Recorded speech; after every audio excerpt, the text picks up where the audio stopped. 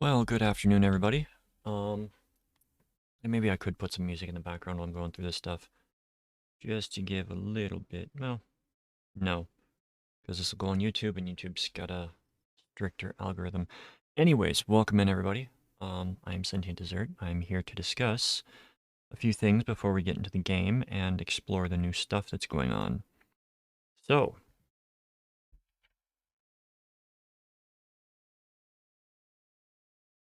let's make this bigger. There we go.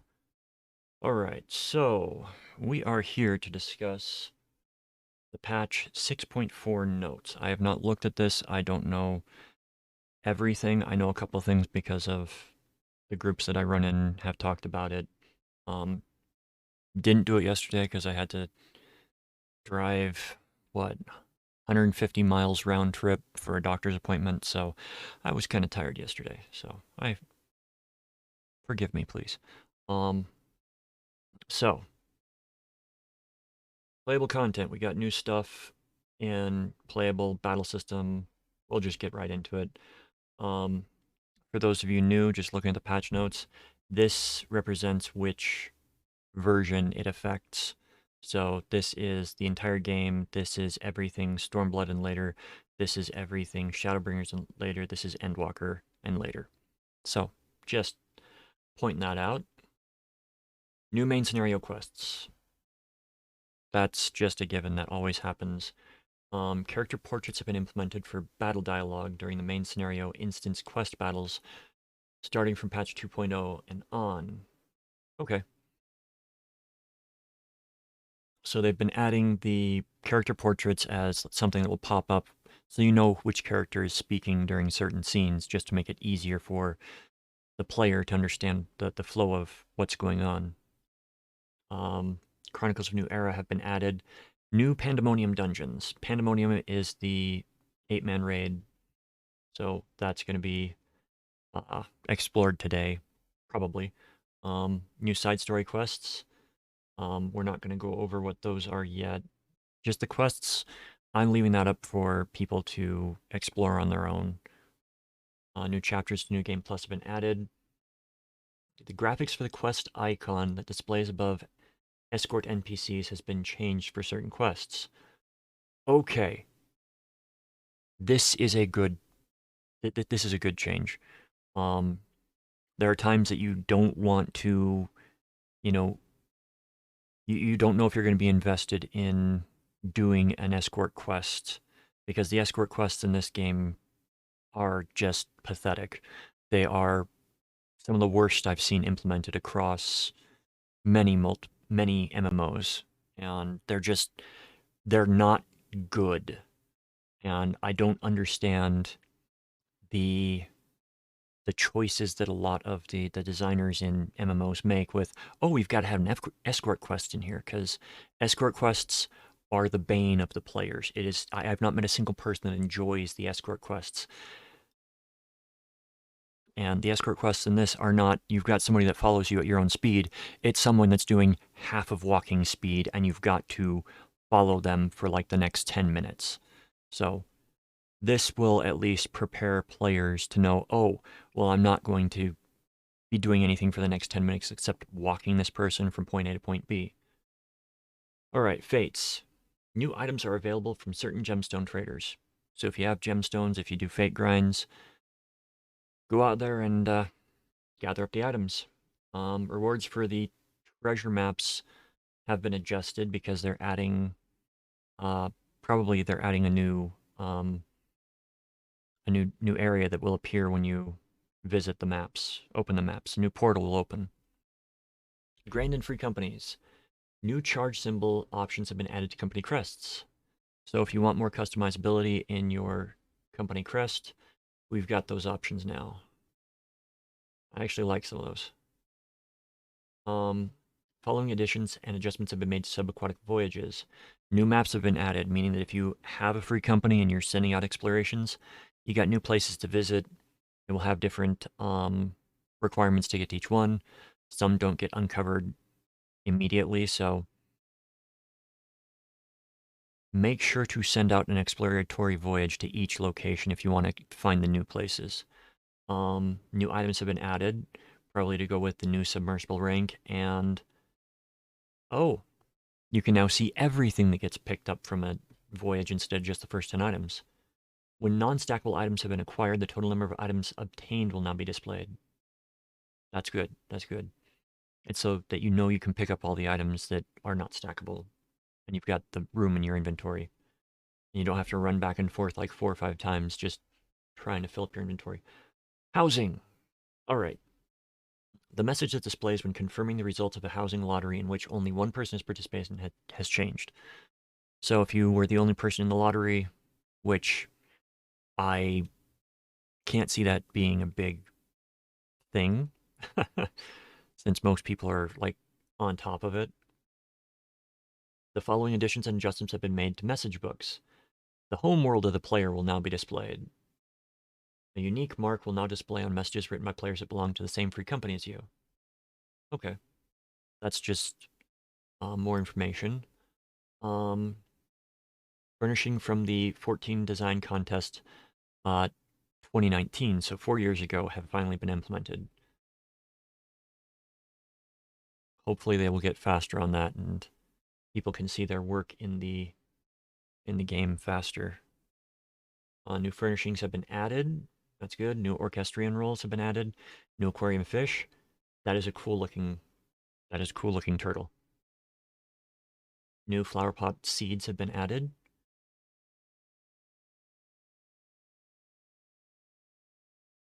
Chrysanthemums specifically. And they can be bought by material suppliers in all of the housing districts. Manorville Gold Saucer. New cards have been added and new opponents for Triple Triad have been added. If you enjoy Triple Triad, your deck's about to get bigger. Miscellaneous. Following additions and adjustments have been made to Island Sanctuary. So if you have the Island Sanctuary, this is something that will affect you. Maximum rank has been raised to 16. New visions have been added. New items have been added that are offered by the Horrendous Hoarder NPC in exchange for Islanders and Seafarers' Cowries. A new gathering area has been added to the wilds. It can be unlocked by making sufficient progress enhancing your island. New gathering points have been added, new materials, new construction plots available in the hideaway, new facilities, new crafting recipes, and new produce. So this is stuff that they do anytime they expand it. And new animals have been added. Oh, goody. New materials can now be acquired from foraging expeditions. New areas have been added for foraging. New handicrafts have been added. A warning that displays when a material deficit will be incurred for handicrafts has been added. Under the newly added Workshop tab in the Sanctuary Settings menu, this setting will display when building a structure, crafting an item, or shipping a handicraft will cause a material deficit for the specified period. In addition, players may now also select the period from which allocated materials and aggregated and displayed in the exports menu via allocated item export settings. Okay, so basically it's going to give you a warning if you are going to run out of materials before the end of stuff so that you know to go out and get those materials beforehand. The maximum number of minions that can be released is now 50, up from 40. Furnishing Glamours featured has been implemented. Furnishing Glamours feature can be unlocked by making progress on the island. Glamours can be cast using furnishings in your inventory. Furnishings used for Glamours will not be extended, but they will be bound to you. Will not be expended, but they will be bound to you. So you got it in your inventory, you use it, it's now yours, you can't sell it again, but it doesn't make it go away like gear used to when you did this. From the Island Keeps index, select Manage Furnishings and place Furnishing Glamours. Up to 90 slots can be unlocked for Furnishing Glamours. You can dye them, registering them. You can put them as glamours, and they will allow you to place them on the island, even if they are not in your inventory. So it will still bind the item to you, but you don't have to carry around furniture with you everywhere. To do so, after selecting Place Furnishing Glamour in the Furnishing Management menu, select your desired item and choose Register Glamour from the subcommand menu. Please note that registering a furnishing item as a glamour requires the use of an island prism. Once registered, the selected item will be bound to you. Up to 120 items can be registered this way. Island Prism allows you to, I'm guessing it's like a glamour prism, but only on the island. New hairstyles have been added for the Viera. They're finally getting the hairdos that they need. And for the Hrothgar.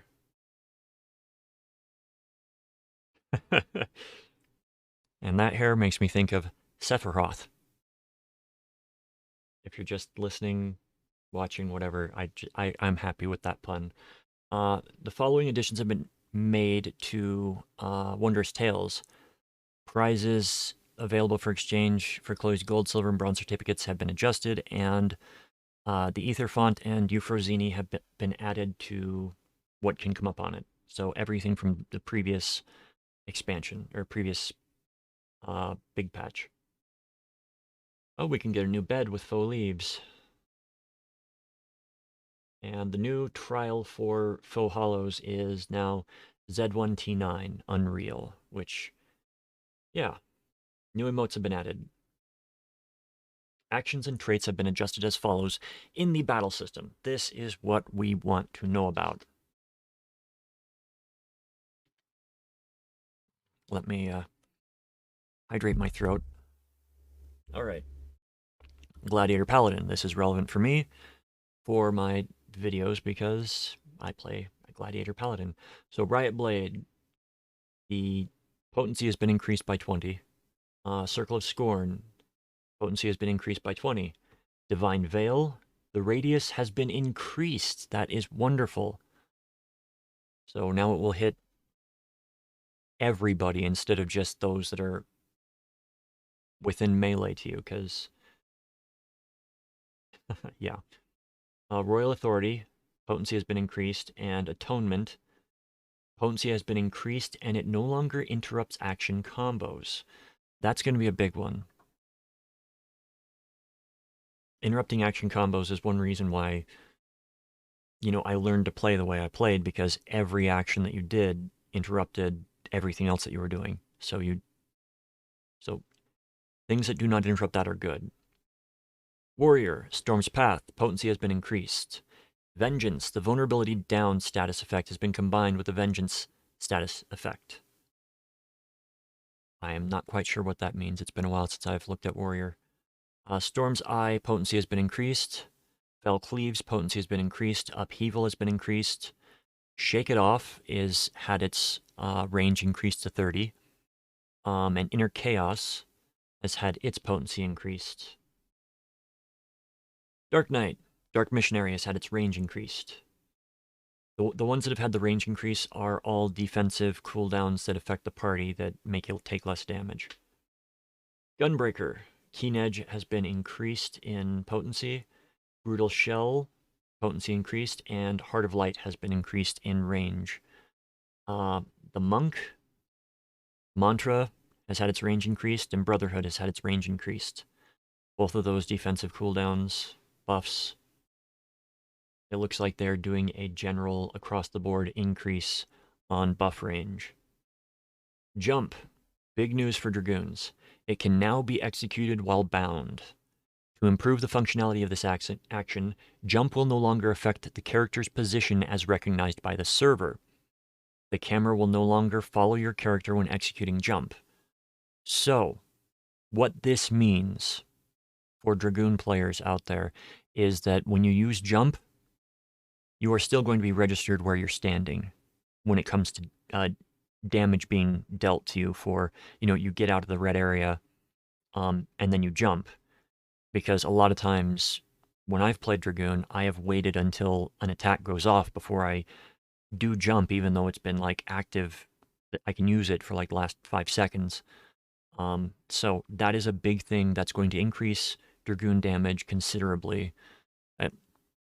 And, hopefully it won't get them killed. Battle Litany has had its radius increased to 30. Dragon Sight now nullifies action direction requirements for self. Okay, so it functions like True North now. High Jump, same thing with Jump. It's just the upgraded version of Jump. So big news for Dragoons, and anybody that plays Dragoons or that's wanted to play it but hated the fact that, you kept getting killed because, well, I moved out of the area, but I jumped. Yeah, so that's going to be good. Uh, for Samurai Tenka Goken, the radius has been increased to 8 yalms. I am not as familiar with samurai skills as I should be. Hisatsu Seinen, or Hisatsu Seinei, potency has been increased considerably. It's gone up by 60. Uh, Kaishi Goken, the radius has been increased. Shoha, potency has been increased. Ogi Namikiri, potency has been increased. And Kaishi Namikiri has been increased. So I'm guessing that Tenka and Kaishi Goken, I could look it up right now. I probably should, just to know. Uh,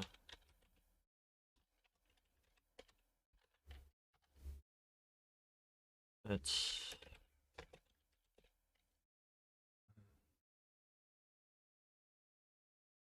yeah, we gotta add Final Fantasy VII because that's an actual term.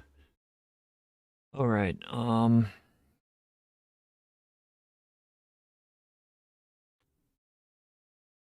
Yeah, it's the skill that requires 2 seals to activate. That just you do a point blank AOE as a samurai, so that's gonna be good. Arcane Circle effect radius has been increased. Um, effect radius for Peloton has been increased to 30.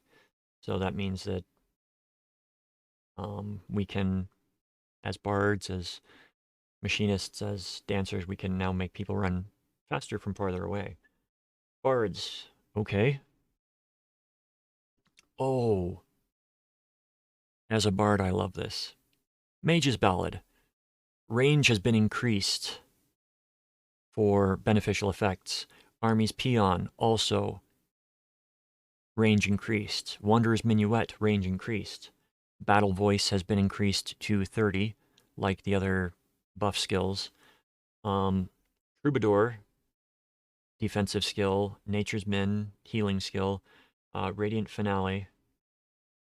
Trying to remember if I used that. Probably should. I don't know. But the range has been increased on all of them. I don't remember that one by name.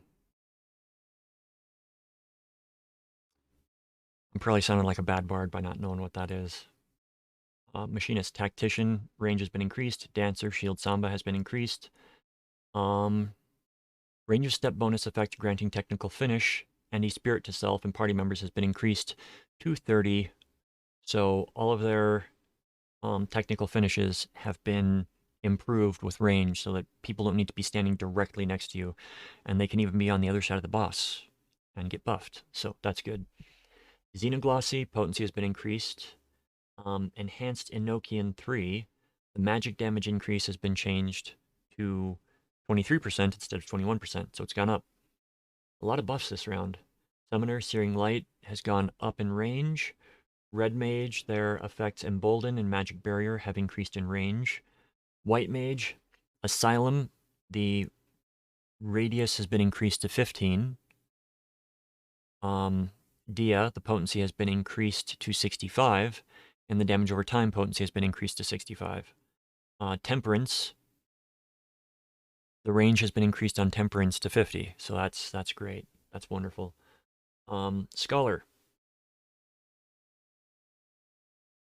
Fey Illumination has increased to 30. Sacred Soil has increased to 15. Deployment Tactics to 30.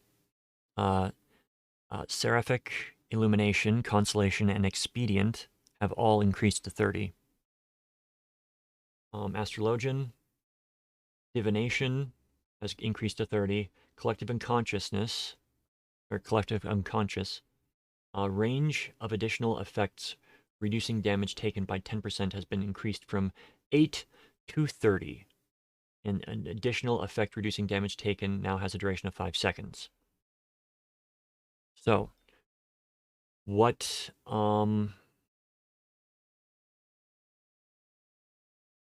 how I'm interpreting that is, especially with the note underneath, is that um, the damage reduction only lasts for 5 seconds, and in order to reapply it, you have to leave the area and then go back. So it's an interesting thing. Caraccioli, effect radius is increased to 30. Physis 2, Holos, and Panheima have all increased to 30, and Eucrasian Dosis 3, the potency has been increased to 75. Following action has been removed, and I was not happy about this. They got rid of Selene for Scholars. However, they did treat Selene, or they treat the summon like they treat the Edgies on, um, the Aegis on Summoner. So you can now reskin instead of having summon a different fairy. Uh, the following actions will now use unique visuals and sound effects when applied. Peloton, Troubadour, Tactician, Searing Light, Magic Barrier, Whispering Dawn, Fey Illumination, Expedient, and Divination. Limit breaks have been adjusted to reduce variance in their damage dealt. I don't know if this means that they're reducing the damage for single target or if they're increasing the damage for multi-target. Because I know that the damage for a single target limit break was like 100, and then ranged DPS was non-magic ranged DPS was like 85, and then magic range DPS was like 70. So there was a considerable difference in the damage that was being dealt. So hopefully they brought everything up to the single target, but we'll find out. Glamours can now be applied to the Scholar Fairy. You need to complete a quest. Players must complete the job quest Forgotten but Not Gone. Okay. So that might be something that if you're a scholar, I know I'm going to go do that on my main character. After filling the requirements, the text command AG Glamour / Pet Glamour can be used to change the appearance of your fairy. All right, pets that are moving will now stop immediately to execute actions when commanded. This is really important to know because in the past, pets were commandable. You'd say, go sit here, they would go sit there, but they could also get hit. And it's why a lot of, scholars would have their pet like sit away from the boss because they could get hit by AoEs and certain attacks, but they would still be in range to heal.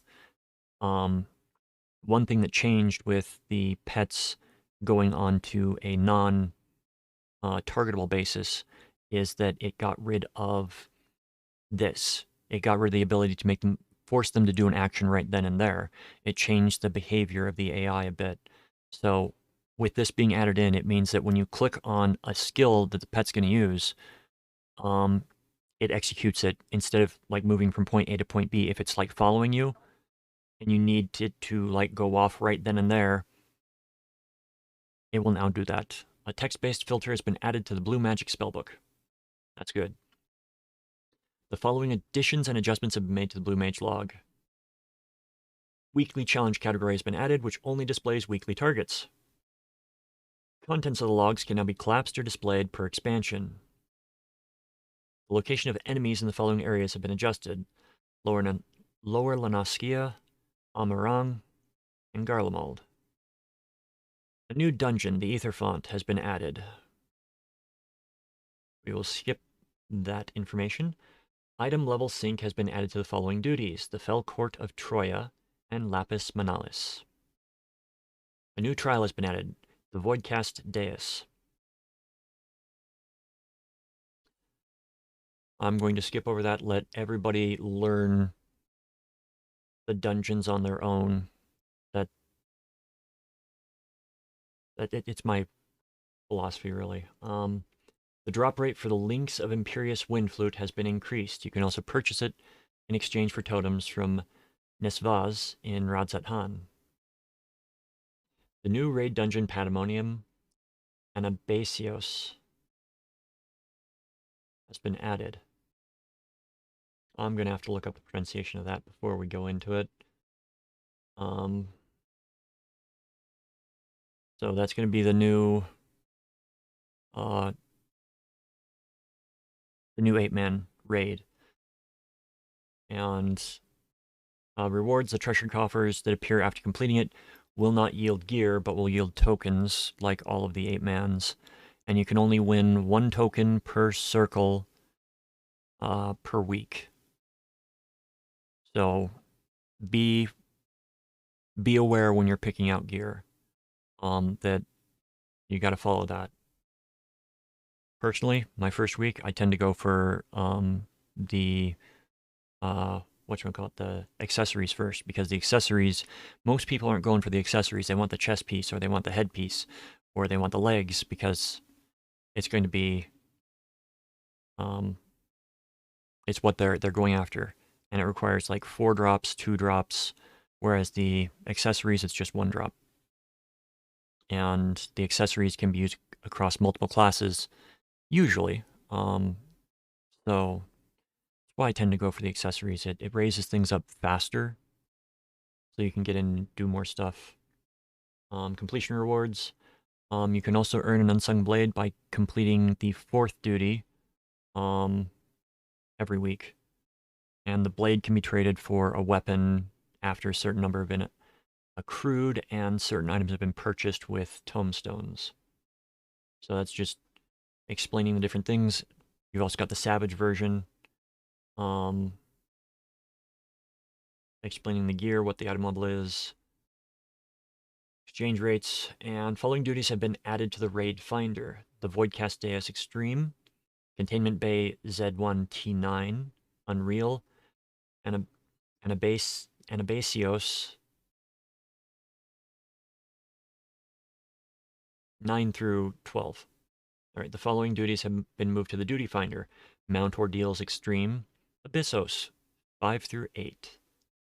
Players will now receive the Power of the Echo in the event all player members are incapacitated in Mount Ordeals and Mount Ordeals Extreme.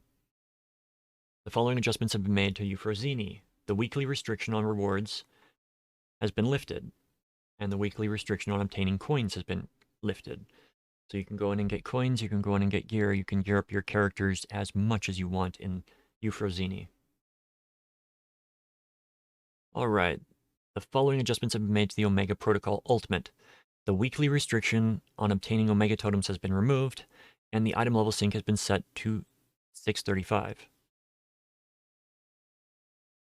The adjustment was implemented to preserve the difficulty of the encounter as well as the rarity of the title rewarded for its completion, the Alpha Legend. Tomestones of Comedy have been added. Players can only obtain 450 tomestones per week and carry a maximum of 2,000. So the usual tomestone exchange will have to occur. So your old tomestones, go trade them in.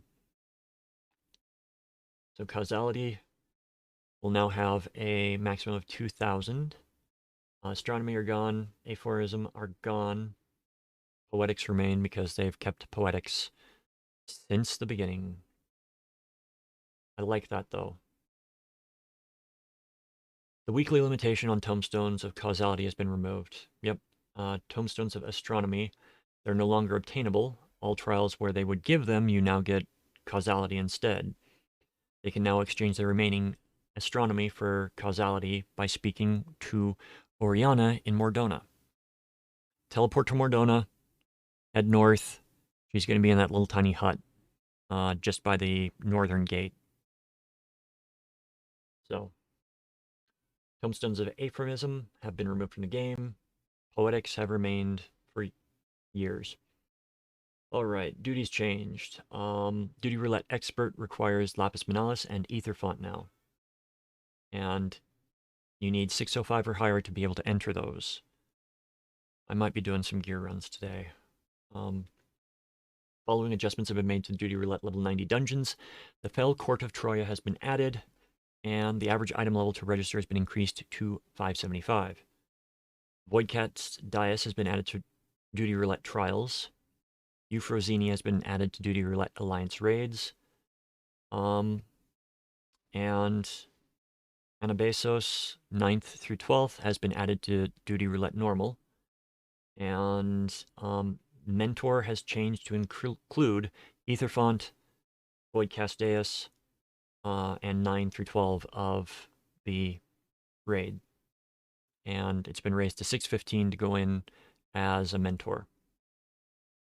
The number and types of elegant tomestones received from Duty Roulette have been adjusted. And this is, the numbers have not changed. It looks like it is just the types that have changed. So if you were getting the premium currency before at the same rate, you'll be getting it the same way. Yeah. So the number and types of elegant tomestones received from PvP have changed, and it's the same. So the number and types of elegant tomestones awarded for defeating elite marks has been adjusted. Values remain the same, but the types have changed. So no real big changes there. Deep dungeons have been changed as well. Excitatron has been changed.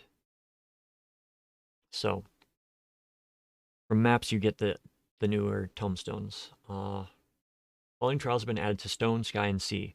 All the new dungeons. So you can go and practice there if you want to practice. Recommend practicing if you are the type that wants to do something like that. Huh.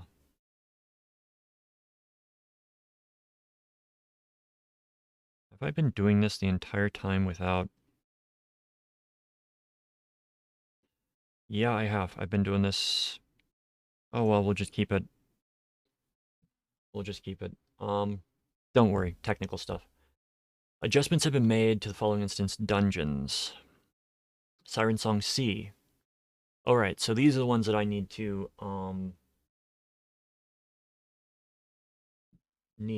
focus on. And yeah.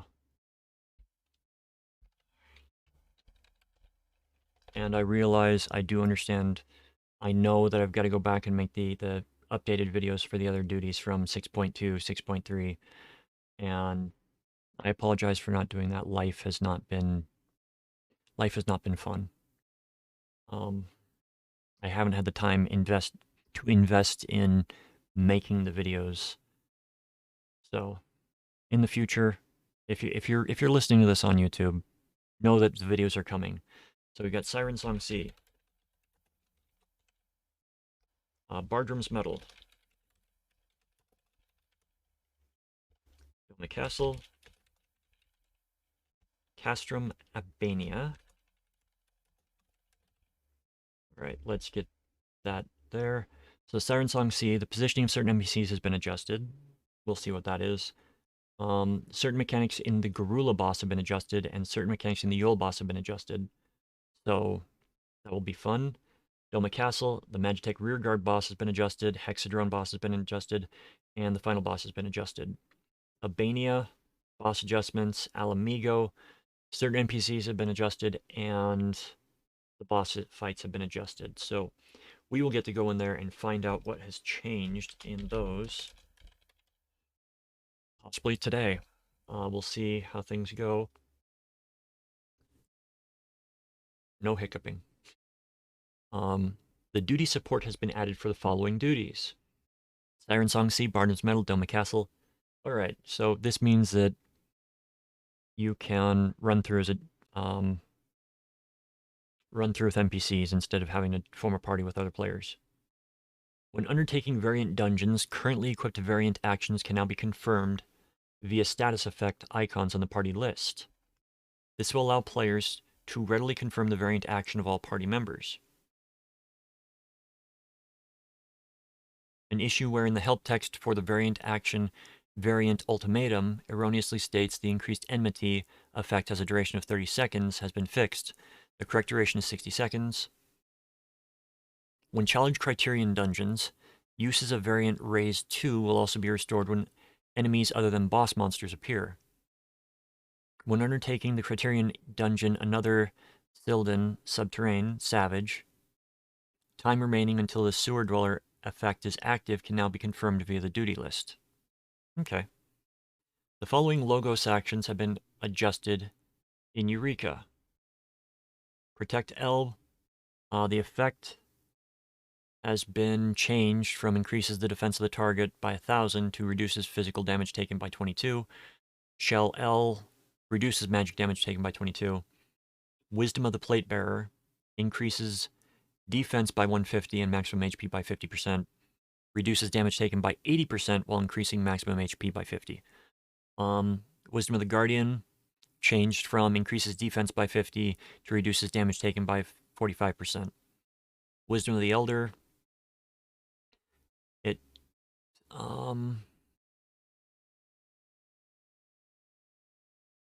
okay, it just it changes the magic defense from 1,000 to 22% diminish from magic damage. And Wisdom of the Indomitable reduces damage taken by 64%. Okay. So those are the changes. They went for a percentage based instead of a numerical base because they're like players are going to know what the numerical base is. PvP.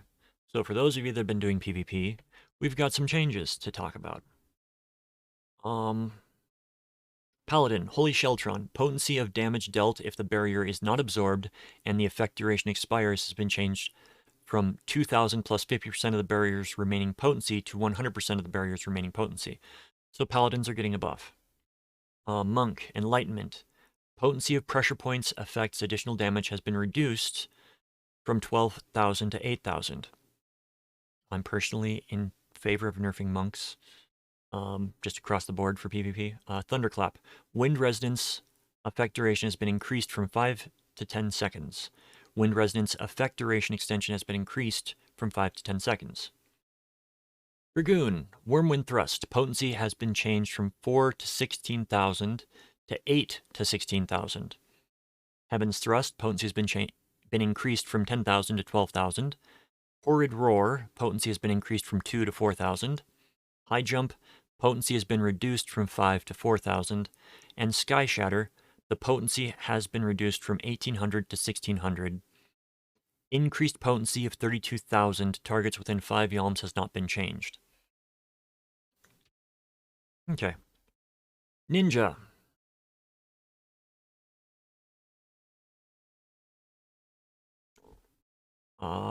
Bunshin, the effect duration has been reduced to 20 seconds. Seiton Tenchu, the time required to fill the limit gauge has been increased from 90 to 105 seconds. So a minor debuff, but a massive buff for Ninja. Samurai, Hisatsu Hiten. Kuzushi effect duration has been increased. Samurai do not need buffs. Reaper, Soul Slice, recast time has been reduced to 15 seconds. Grim Swath, maximum stacks of Soul Reaver have been reduced to 1. Bard, Silent Nocturne, potency has been reduced from 2,000 to 0. Range has been reduced from 25 to 15. Silence effect duration has been reduced from 3 to 2 seconds. That was the only functional skill for a bard. Why? Apex Arrow potency is up. Repelling Shot potency is up. Warden's Peon. Warden's Grace effect reducing damage taken has been changed to 25%. Warden's Grace effect increasing HP recovered by healing actions has been changed from 20 to 25%. Okay, so they nerf the best skill that they've got, and that's not a good trade. That's not a good trade. That's less than a single cooldown. Alright, Machinist Bioblaster potency is now doubled while under the effect of analysis. Chainsaw, damage potency has been reduced to 8,000, and potency is now increased by 50% when the target's HP is below 50%. The additional effect, 3% chance to deal damage equal to 95% of target's HP while under the effect of analysis, has been changed to potency is increased by 50% while under the effect of analysis. That is a welcome change to Chainsaw. You can't one-shot people with Chainsaw anymore. Alright, Red Mage. Enchanted Riposte. The additional effective barrier potency is increased by 10% when target is affected with Monomaki has been added. And the same for Enchanted Zwerchau and Enchanted Redoublement. Stage, Toxicon. Effect duration has been increased to 6 seconds for both versions of the spell. New PvP actions have been added. Guillotine. Delivers an attack with a potency of 8,000 to all enemies in a cone before you. Can only be executed while under the effect of Soul Reaver. For the Reaper. The following PvP actions have been removed. Gibbet and Gallows. Series 3 will end and Series 4 will begin. So new things available from PvP will be available.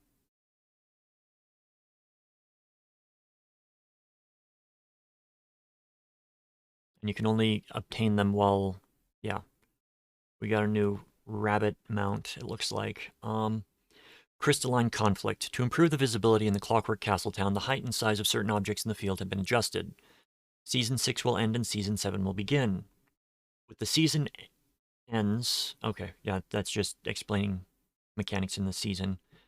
Commendation Crystals, a new ranking and tier reward will be added in Season 7. The Commendation Crystals can be exchanged by speaking to the Commendation Quartermaster in Wolfsten Pier. Now, my problem with... Oh, my mistake. Crystalline Conflict is not what I'm thinking of. I'm thinking of the PvP mode. So, an icon will appear above the Seasonal Quartermaster at the Wolfsten Pier for players who have yet to claim their seasonal rewards. So, if you haven't claimed rewards, go and see him.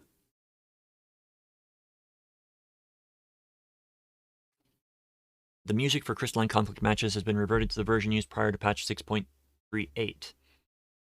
The following options for custom matches will now be toggled on by default: arena events and kits. Frontline. The following additions and adjustments have been made to modifiers for damage dealt, damage taken, and limit gauge buildup. The Warrior and Dark Knight modifiers for damage dealt has been changed from 0 to minus 10%. Good. The Scholar modifier for damage dealt has been changed from negative 10 to 0%. The Tank and Melee DPS modifier for damage taken has been changed from minus 60 to minus 50%. The Physical Range DPS, Magical Range DPS, and Healer modifier for damage taken has been changed from minus 30 to minus 25%, excluding Dancer and Red Mage. The Dancer and Red Mage modifier for damage taken has been changed from minus 30 to minus 35. The amount of time required to fill up the limit gauge for Dragoon, Samurai, Dancer, and White Mage has been increased by 15 seconds. Good. The amount of time required to fill limit gauge for Bard has been decreased by 15 seconds. Okay.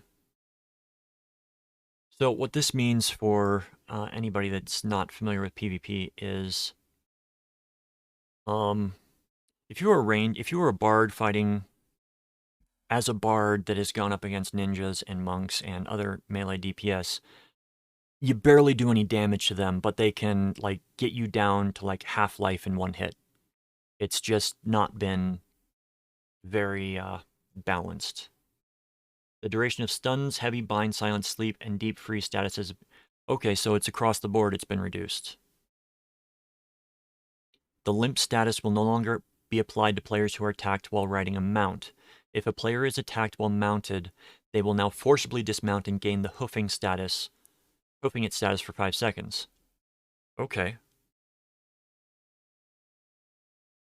That is going to that is going to change some people's strategies. Anyways, the invulnerability status given at each Grand Company's base will now prevent all status and knockback effects while active. The designated quantity of data required to win a campaign in Seal Rock has been reduced from 800 to 700. It's going to make things go faster. The following adjustments have been made to Fields of Glory Shatter. The quantity of data required to win the campaign is increased to 2,000. Allegan Tomoliths have been removed. The rate at which Icebound Tomoliths spawn has been adjusted. Icebound Tomoliths that have been destroyed will now regenerate after a fixed amount of time has passed. Oh!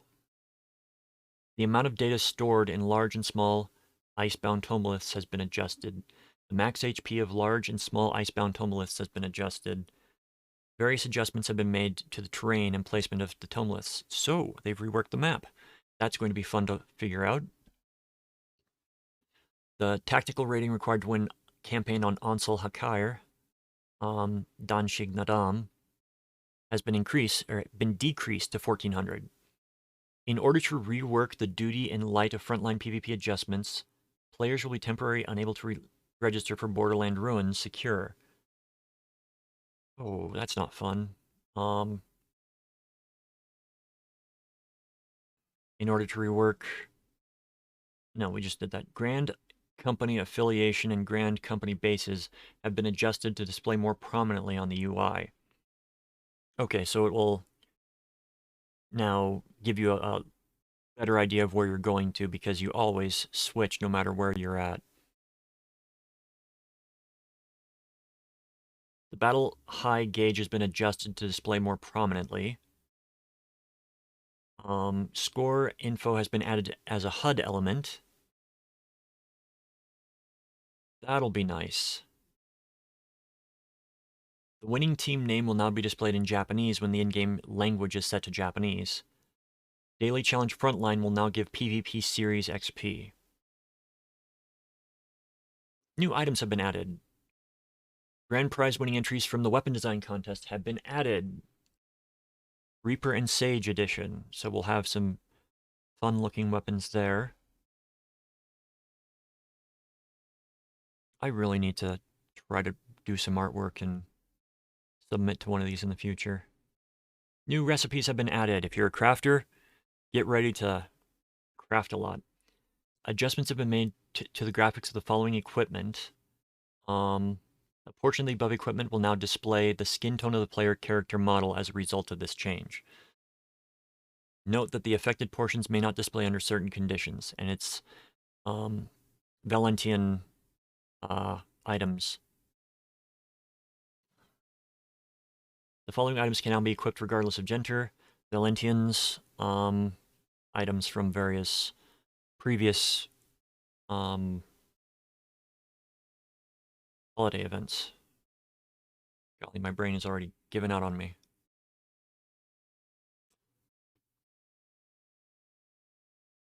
The following additions and adjustments have been made to the glamour system. Items stored in the glamour dresser and armoire can now be selected from the drop-down menu when performing Cast Glamour in an in-room.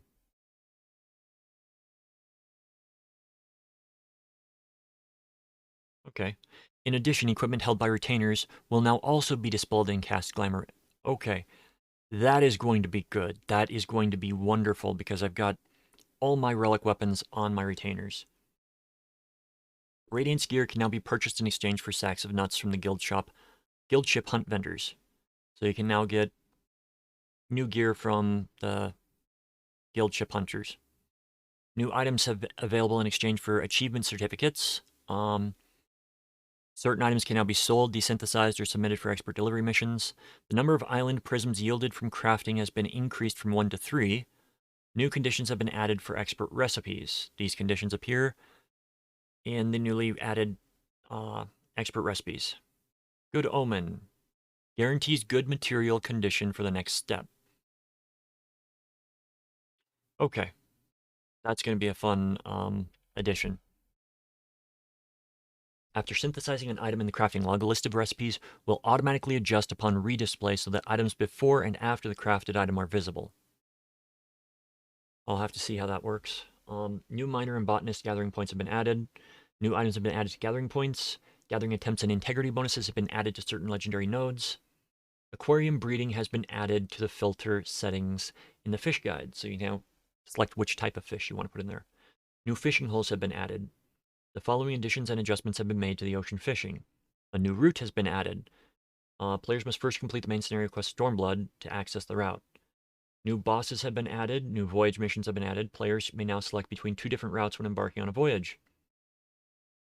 When registering for an embark, a voyage to the existing Indigo route or the newly added Ruby route may be added. Registration cutoff times may be viewed by checking the sailing schedule. The level cap for desynthesis has been increased to 640. New mounts have been added. That's a big boy. New Chocobo Barding has been added. New minions have been added. Ruby weapon. New accessories have been added. And then we got the system stuff. Following additions and adjustments have been made to character creation. These adjustments will also apply when editing a character with Fantasia, summoning the aesthetician, or editing a retainer's appearance. The expansion pack required to select certain races will now be displayed if you have yet to register a license for that expansion. Good. Lets you see what certain things will look like. That is a wonderful option. When adjusting character sliders, a marker will now display the slider's previously selected value. Wonderful. RGB values will now be displayed when selecting certain features, including eye color, skin color, and hair color. Oh, that's going to make things interesting. An additional help message will now display when saving character appearance data. When selecting a character's date of birth and patron deity, in addition, an additional help message will display and inform players that the choices have no effect on gameplay. You see, that's one thing that adding flavor to games has always had a problem with, is they don't say this has no effect in game. It's just, this is flavor for your character. The only choosing a patron deity, if you get married in game, your patron deity symbol will be one of them shown behind the dais. An additional help message will display when attempting to select a congested world as a character's home world. New achievements have been added. Certain duties and trials will now count towards the completion of certain achievements. We're going to skip those. Certain quests will now display as question mark in the recommendation window to prevent spoilers. That's why I'm skipping some stuff in this, and I apologize if you want to know about those more in depth. In order to prevent a server congestion immediately after the release of patch 6.4, we will be implementing multiple field instances for Radzethan, Garlemald, and Elpis. The option to display prices with fee included has been added to the market board. Good. The following additions and adjustments have been made to retainers. New items can now be obtained from quick exploration ventures. New retainer exploration ventures have been added. Wonderful. The layout of the retainer exploration venture window has been adjusted to include a search feature for a venture and a venture history. Okay. The following additions and adjustments have been made to gear sets. Gear sets can now be used from the beginning of the game. Up to 100 total gear sets may be saved. Oh, when registering a gear set to a hotbar, the gear set's item level will now display on the tooltip. A guide on using gear sets has been added to the gear set list. That might be something worth going over. When changing to a newly acquired job, players can now choose whether or not to transfer hotbar, crossbar settings from their associated class. To prevent unintended overwrites of hotbar, crossbar settings, this window will no longer display after progressing through job quests. Okay, so what that means is, do you want to keep the bars that you were using for Gladiator and just apply to Paladin now? Or, yeah, that is a good choice, and it will help people clear up their bars, because I recall, removing the stone and having everything just go higgledy-piggledy, or applying the stone and having the same thing happen. New stickers have been added to the group pose feature. The duties can be recorded have been changed. New portrait accents for adventurer plates have been added. Good. The following additions and adjustments have been made to portraits. New accents have been added, new poses have been added. Portraits will now display at the start of the following duties: treasure hunts and seasonal event instances. A message will now display in Portraits menu when no gear sets have been registered. If a character's current gear appearance does not match their last saved gear set they used for a specific portrait, a message will display indicating that the gear does not match.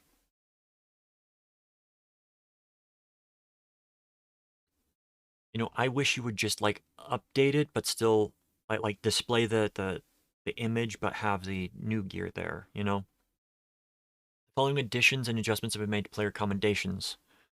When the display of portraits is enabled for player commendations, they will also now display after matches in Crystalline Conflict. Player commendations may now be given by selecting a player and either double-clicking them or pressing the OK button twice.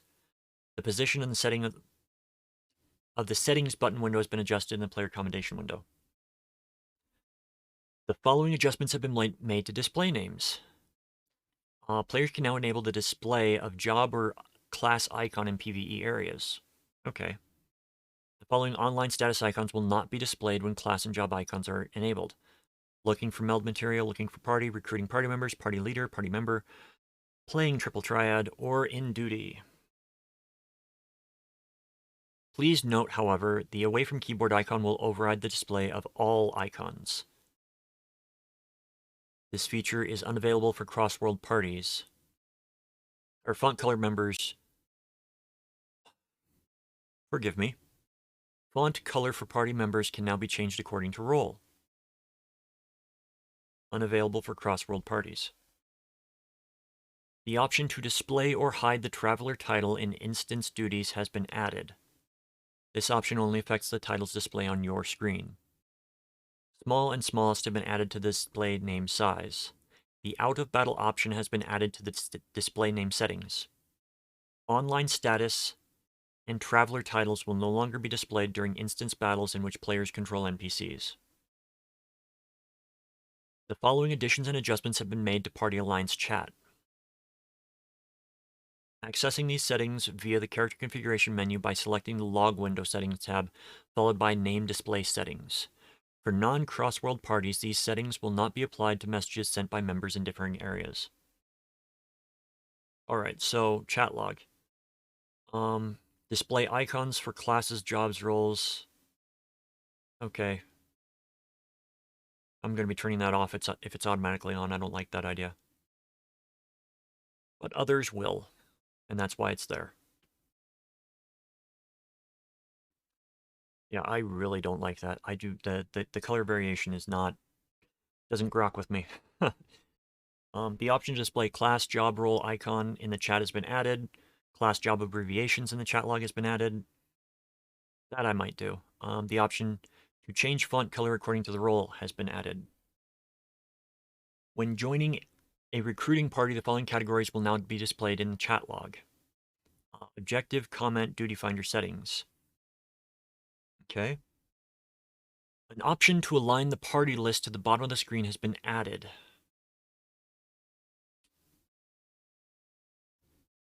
Applying these settings via the system by choosing HUD layout, selecting the party list, accessing UI element settings via the gear icon, and then finally checking the appropriate box. Okay. The default position and size of the Alliance list has been adjusted.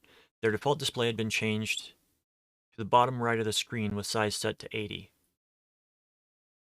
This adjustment will not affect current displays and will only be reflecting when creating a new character or returning the HUD layout to default settings. Okay, so we don't have to mess around with that. Oh, nice. They added target to attack 6, 7, and 8 to the signs. It's going to be good for PvP. After a ready check is completed, a sound effect dependent on the result will now play. Okay, that will alert people.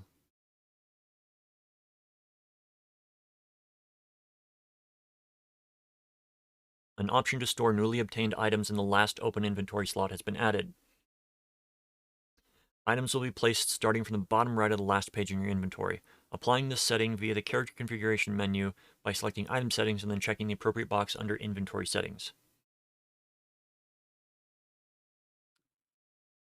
I wish they had that this is a great idea. I much prefer having it different for gear versus non-gear items. The option to enable or disable hotbar replacement has been added. Access this via the character configuration menu by selecting hotbar settings tab, followed by the cross tab, and then checking or unchecking automatically replace cross hotbar with pet hotbar. Okay. Just means that the pet hotbar will be swapped out. The classification of companions in the click filter settings has been changed from NPC objects to pets minions under the target tab in control settings in the character configuration menu. The layout of the request repair window has been adjusted. The adjustments were made to ensure that text display is intended for all languages. Okay. Additional icons have been added for user macros. Good. PlayStation Plus members may now register one additional Aetheryte as a free destination. Okay, so encouraging people that use PlayStation Plus. Yeah. Following additions and adjustments have been made to the friend list. PlayStation 5. A PlayStation icon will be displayed if both player and their friend are logging in from a PlayStation console. PlayStation Network profiles may be viewed via subcommand if both the player and their friend are logging in from... Do not like that. Absolutely do not like that. That should be a toggleable thing for the players. The reason I say this is because sometimes you don't want to be contacted. It reminds me of the debacle that Blizzard had many years ago with we're going to make your real name available as the only thing that's usable on our forums and websites. It's good in intent, but it's not good because it's not an option. If it is an option, I take back my criticism. But if this is an automatic thing, it needs to be a toggleable thing because, frankly, if you're playing via PlayStation, you don't necessarily want to be contacted by people that you're friends with or that, yeah, it's sharing of information that should not be shared without consent. That's what I'm saying.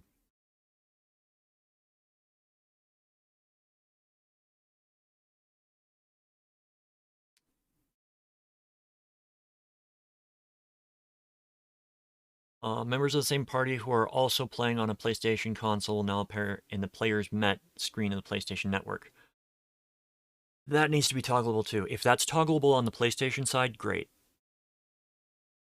An icon will be displayed in the contact list of both players and their contact are logging in from... Yeah.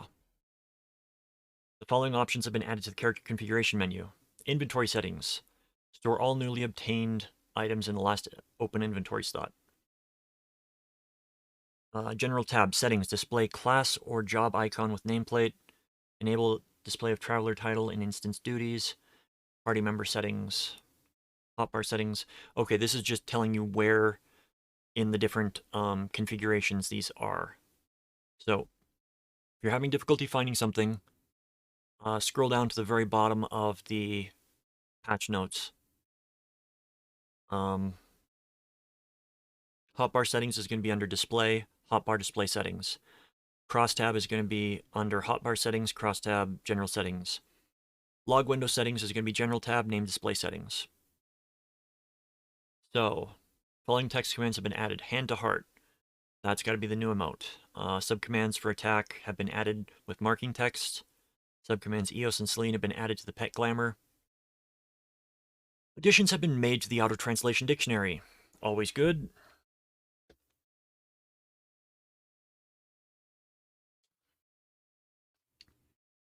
The following additions and adjustments have been made to the data center travel system. An additional help message will now display when the players choose to visit another data center. Sound effect and gamepad vibration will now be used to indicate a player has successfully moved to another center. Additions have been made to the PS4 and PS5 auto-completion dictionary. New trophies have been added for PS5. The following additions and adjustments have been made to the Mac version. Mac computers utilizing Apple Silicon chipset M1/M2 have been added as support models. The launcher design has been updated to the latest version. New music, sound effects, and voices have been added. And then resolved issues. Alright. The following issues have been addressed. An issue during the instanced battle in the Paladin job quest Keeping the Oath, wherein players could not progress the battle under certain conditions. An issue during the battle with Faradad Hollow in the Dunsky Alliance raid, wherein the battle does not progress under certain conditions. An issue in Eureka Orthos, wherein the position of treasure coffers was incorrect. An issue wherein the Red Mage PvP limit break Southern Cross was treated as a spell and could receive the effects of manification. An issue where, when spectating custom matches wherein raising the camera angle past a certain threshold would prevent the camera from lowering back down to the ground. An issue in the Sylph Step Gate wherein certain graphics did not display properly. An issue in Island Sanctuary wherein the earnings listed for the previous season differed from the earnings received. An issue when viewing the fishing log and fishing guide wherein the weather conditions listed for catching the sunfish were incorrect. That probably got a lot of people angry. An issue wherein the value of the vitality and critical rate attributions of the Alexandrian metal blade gladiator's arm were incorrect. Where the vitality and determination attributes were incorrect for the shield of that set. An issue wherein the lighting for characters did not display properly in certain areas. I think I came across that. An issue wherein setting the pet hotbar to display pet hotbar only under the pet hotbar settings would result in the cross hotbar also displaying with pet hotbar actions. An issue wherein the game client would not open when logging in via the launcher on macOS, and other minor text issues have been addressed. Alright. Known issues. Not going to go over those right now. But that is the Dark Throne patch 6.4 notes. Now that we've gone through that, let us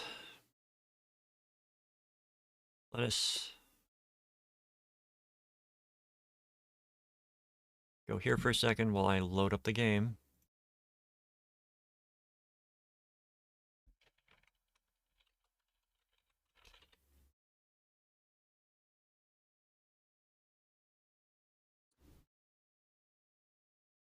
Oh, the patch notes only took an hour.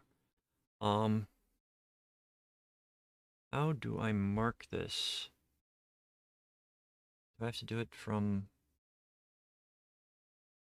I'll figure that out later then. So let's load her up.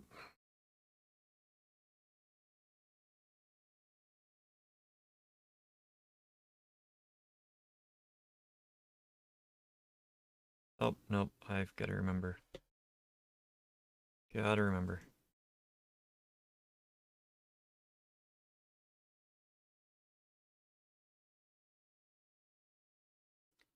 Alright, it's been a while since I've been on my bunny. Make sure that everything is set up properly.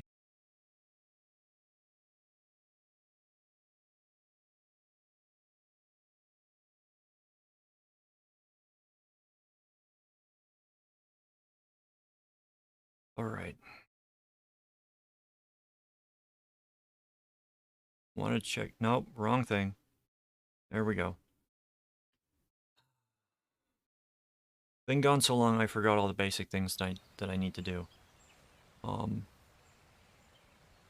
Wow, it's been that long since I played this character. Yeah, we'll accept it. Decline. I didn't realize that... I'll take the benefit, the bonus. Let's see what I've got at the Moogle. Ah yes, I asked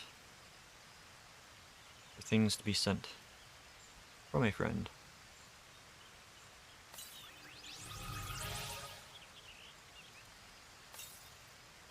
Alright, so let us check our gear and see if we can actually, and that's what we like to see. Paladin. We are just barely good enough. Alright, friends. The first thing we're going to do is we're going to go to Radzat Han.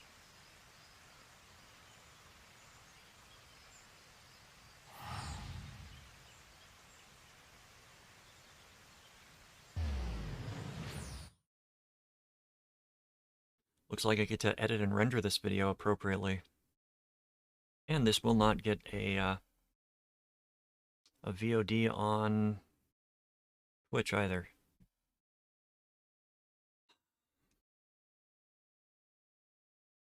I hate when you make stupid mistakes when you're trying to figure stuff out.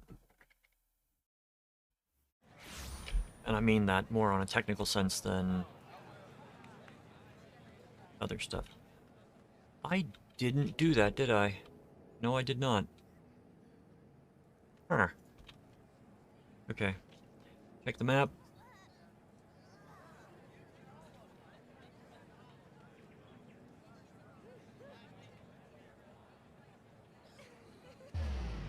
So, for anybody just joining in and looking at this for the first time, I do not do storyline on this character. This is purely a learning character. If you want to do the story, I highly recommend that you play the game yourself.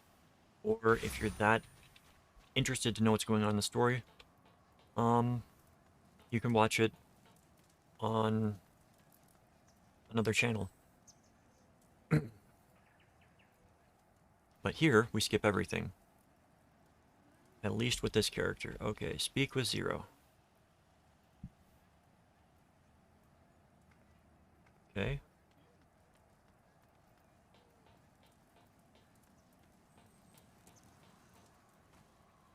Alright.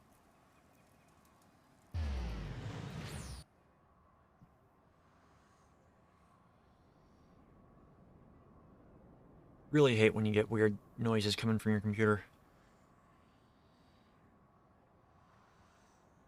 A lot of people doing this.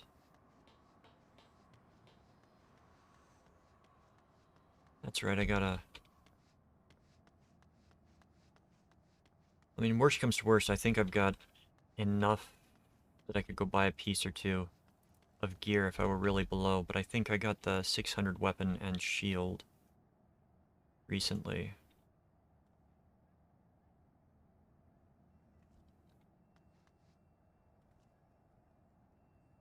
Which will you consider? Little red husks. Don't know if this is going to have any effect, but I don't think it will.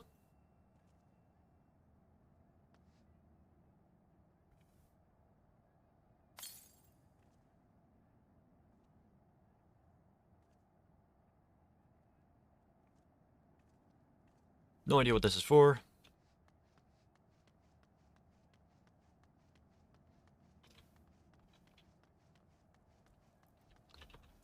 Oh wow, I'm so used to playing other games.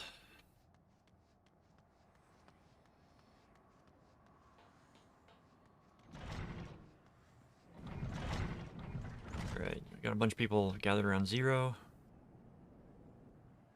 We're going to skip the scene. As soon as we're able to, we're going to skip the scene.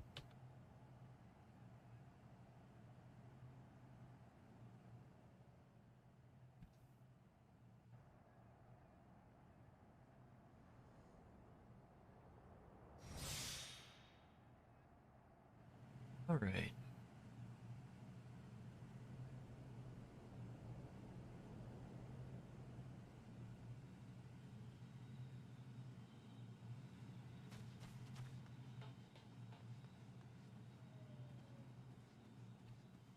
Getting caught on everything today. Go back to the gate. We go back to the gate.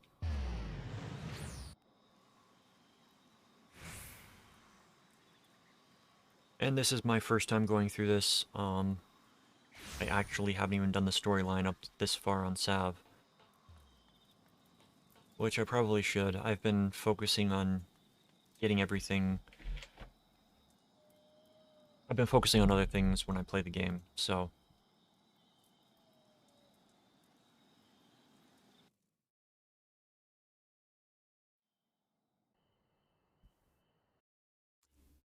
Can't believe I did stupid thing. I mean, I can, but... Probably all gonna be overpriced. Or underpriced on the market.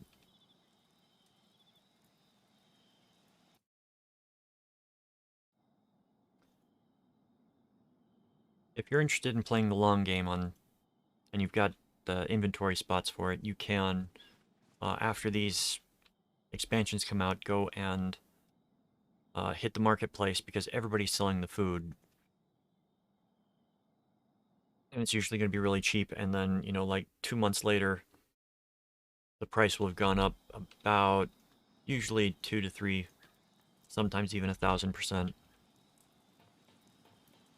All depends on what the food is.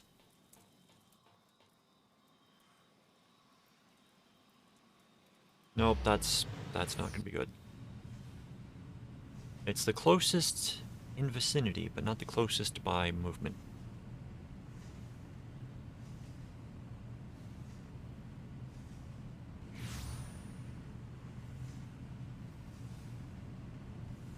So we'll pop that. Try to pop our knuckle because it's not wanting to function properly.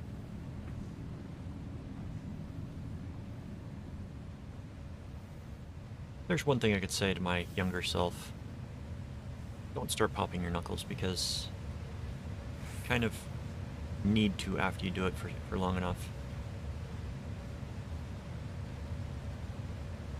And unlike the rather common wives' tale, you do not develop arthritis from cracking your knuckles.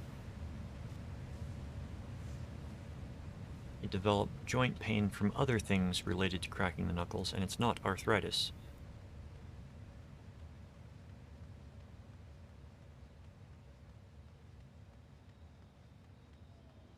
Where are we going?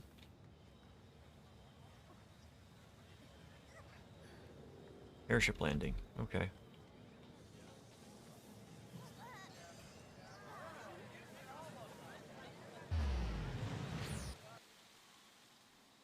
Let's see if I even remember how to dungeon in this.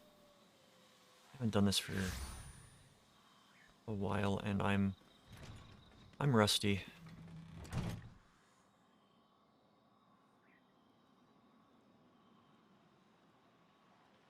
That is not my tentacle, I don't think. Speak with Orianger.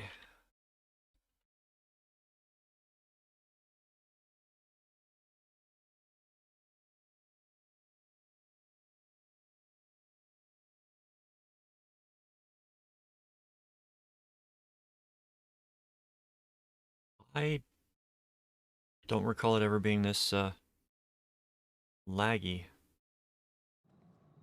Okay. Well, that would be why it's laggy. It's transporting me to a new zone. Heavily populated zone.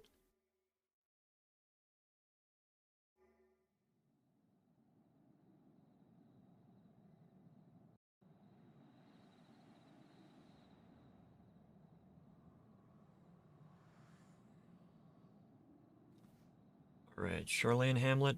Let's go there.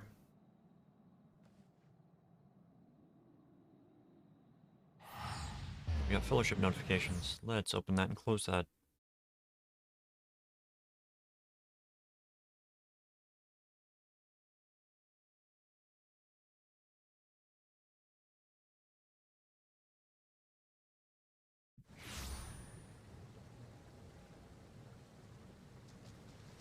Now we can mount. I understand not being able to mount in cities, but I think in cities they should give you a permanent run buff.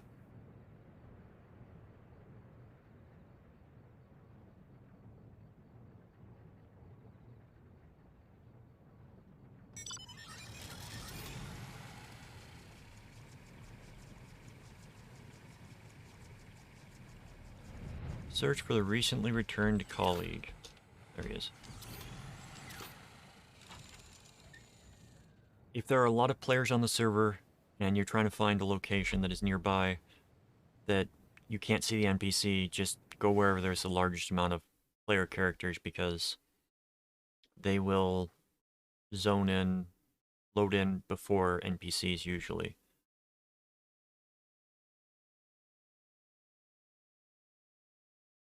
And having so many models there, they actually prevent the NPC from loading in until you get closer to them.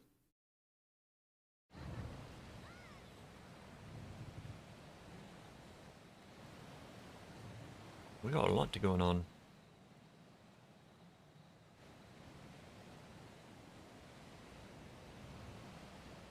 The Ether font.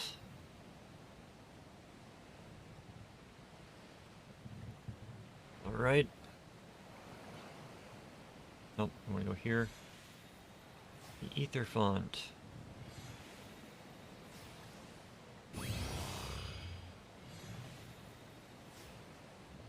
Take less than 5 minutes.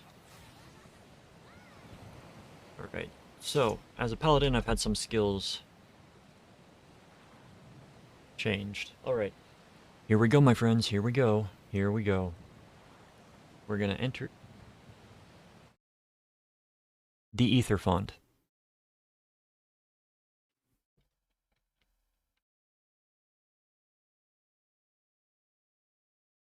As much as I'd love to watch the intro video, we're going to skip the cutscene.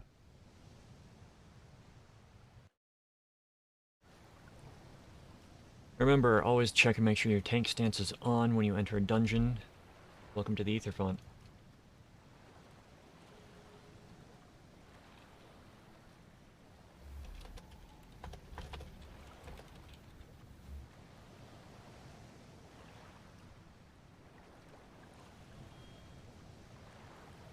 Right.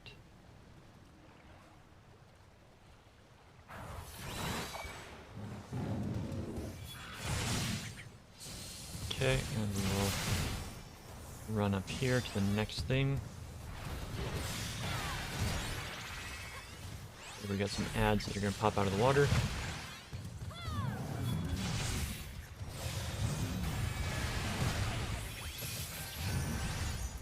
Right, somebody going ham. On a ham, yeah. Right, try to position yourself to where everything's in front of you. You've got threat on everything. Defensive cooldowns, dodge. Now what we want to do...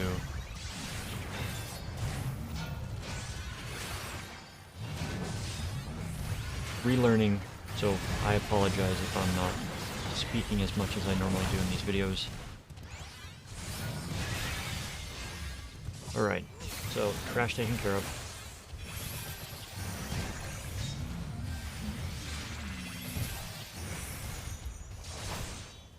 First trash taken care of, we're going to get ice cube or something that falls in the water. Yep.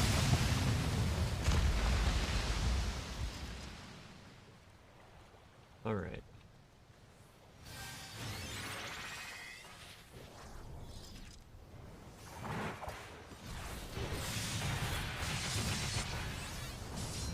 We will establish the threat a little bit better this time. An extra shield lob out there.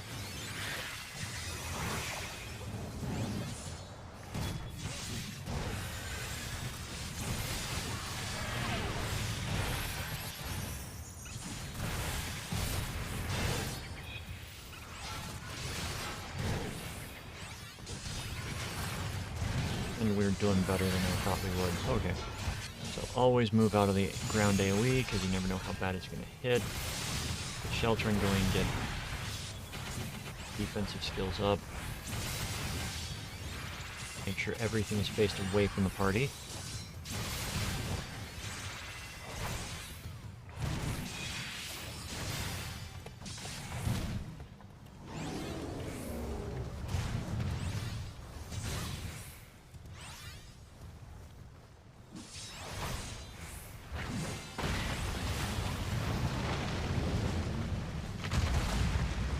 Yay, a slide! We've got our first boss, and that is... First boss, Ling Baker. Grab him and pull him to the side and do what I normally do.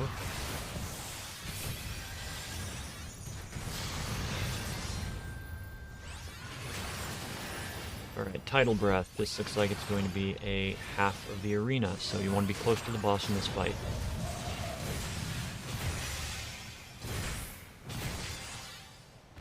Okay, boss goes to the center and is doing a body slam. I'm gonna pop a cooldown.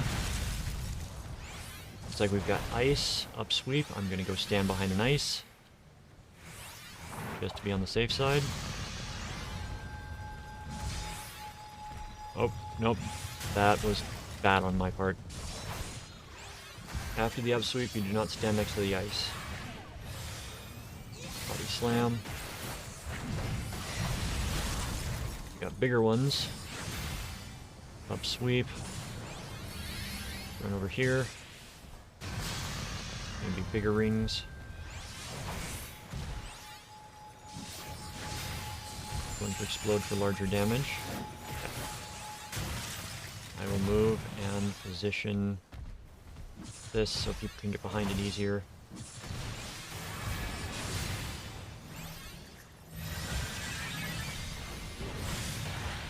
Nope, tidal breath. Get out from behind it.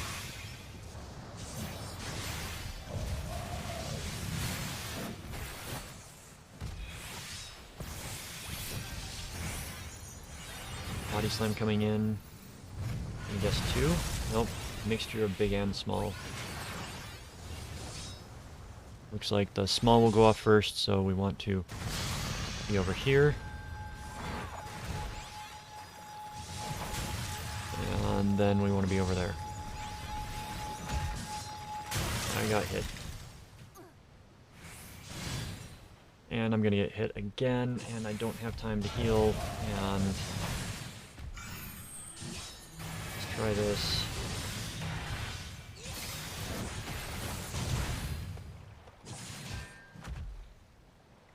Never mind.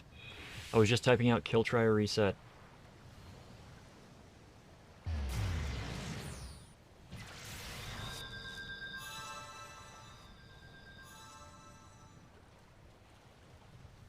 Alright. This is expected on new content. Boss mechanics are actually a bit refreshing. They're new. It's a new combination I haven't seen.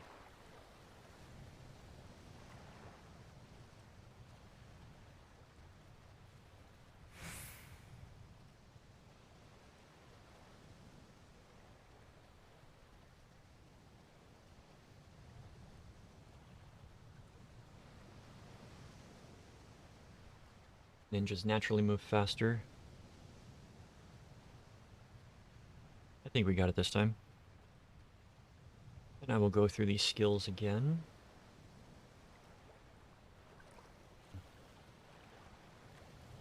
Okay. First boss, Lingbaker, take 2.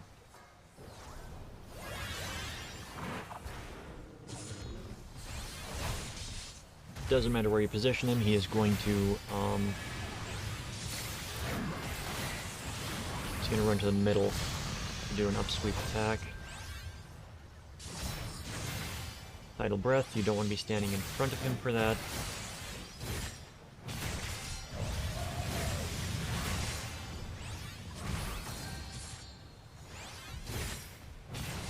Body slam. So body slam is going to bring in a bunch of these little things, and you want to be standing where they're not.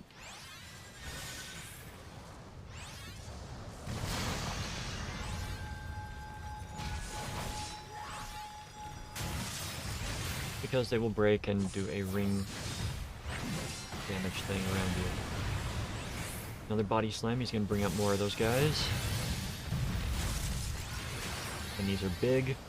They will go off at a different rate.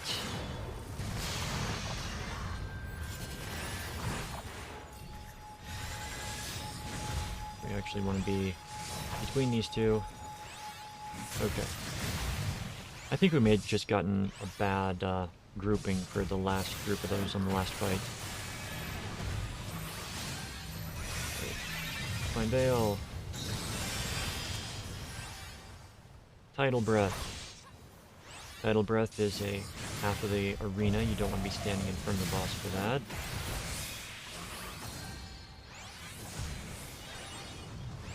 Here comes the final body slam. Now look for a place that has got, yeah.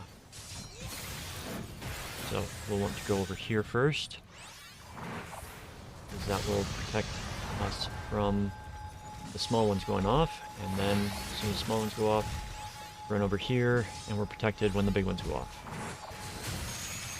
Not protected, but safe. Tidal Breath. A lot of movement in this fight. We got a Tank Buster. Tough cooldowns for Tank Buster, just make sure that you... Sonic Bloop. I like that name. Alright.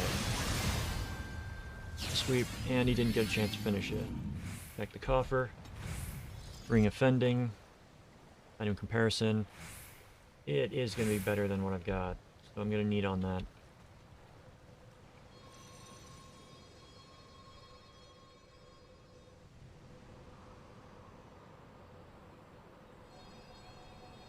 Get dropped off. Recommended gear. Equip. Update gear. We good. Alright. Second group of trash. We're on a mountain. Like that. Get some threat generated. If you're pulling, a good trick is to jump and use your ranged attack to pull people in. Because if you jump, well, depending upon your character settings, I've got it set up to where I will turn and face the target that I'm attacking, which helps in a lot of fights, but is bothersome in others. But for me, it's just what I'm used to.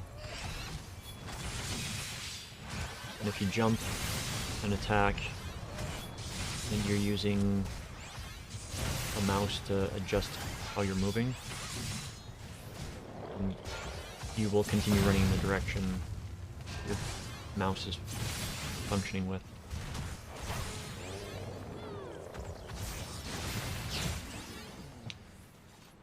Alrighty.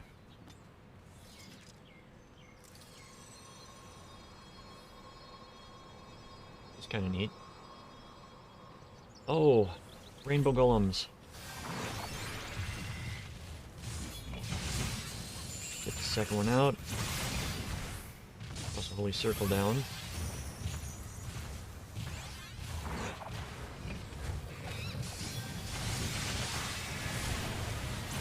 Okay.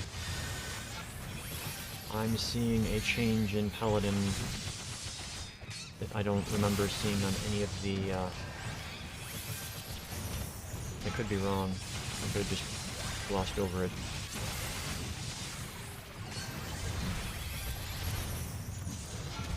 Holy Circle now procs off of...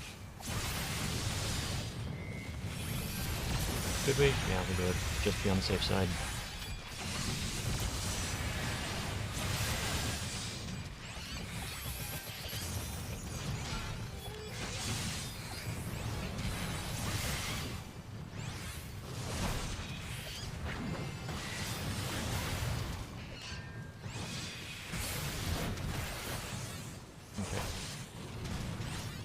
So, what I'm seeing differently with Paladin is that Holy Circle and Holy Spirit proc off of, yeah, completing the combo. I didn't see any mention of that in the notes today, so it's been a while. And the second boss. Boss number 2, Arcus. Giant crystalline bear. Or rather, a bear with crystals in its body.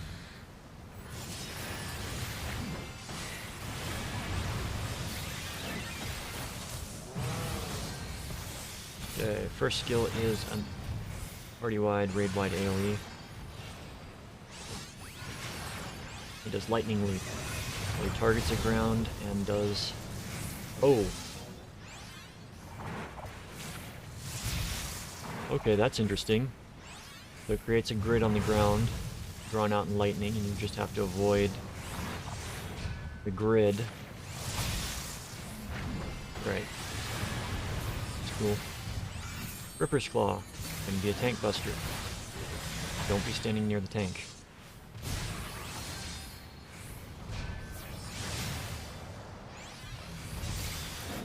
Spinning Claw, point blank AoE, get away from it. And it leaves the ground. Okay. So after the Spinning Claw, it puts out 4 directional beacons, and there will be a line AoE after the beacon goes off. Ultimate, or Lightning Rampage.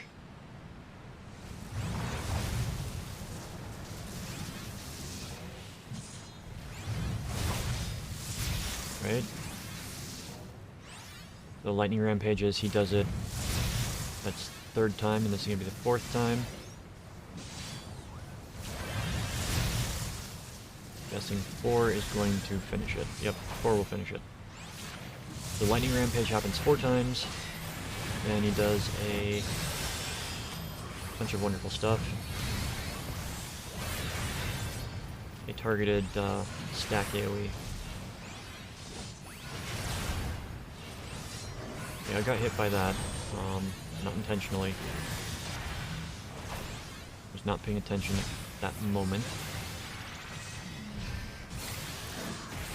The second boss is considerably easier than the first one to read first time through. We got those. Spinning Claw, get out of range. And then we get the lightning in 4 directions.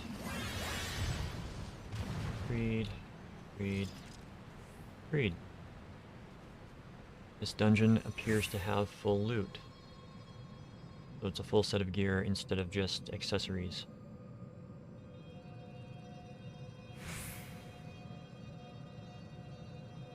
Alright, we've gone into a very pretty location. Still can't look up.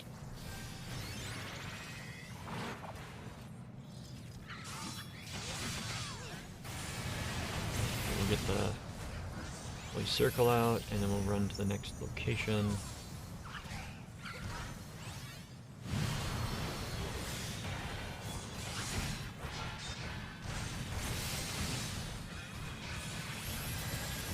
So far it's been 2 groups of trash. If there's another group of trash down here, I'm okay with just going to this.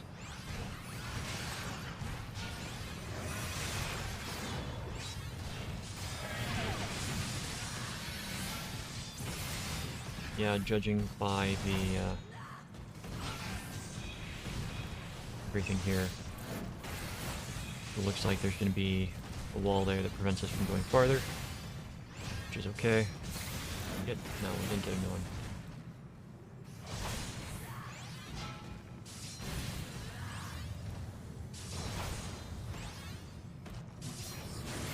Okay. Yeah, there was a wind wall there that would prevent us from going further.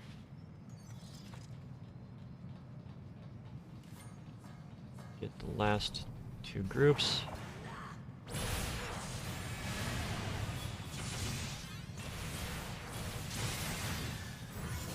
Oh, I forgot I got a dash, charge, whatever you want to call it.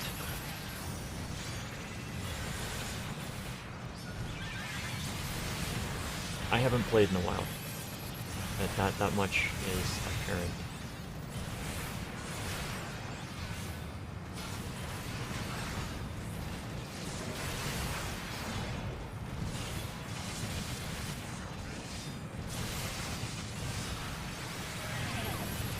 Alrighty, my friends.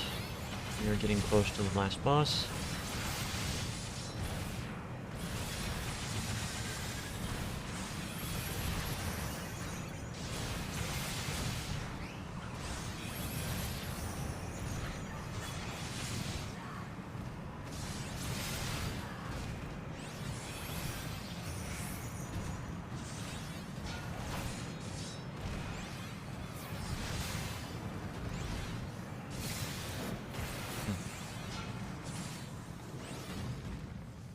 Alright, my friends. The Ether font has been mapped, and we are going to skip the reveal of the boss. Because sometimes it has to do with plot.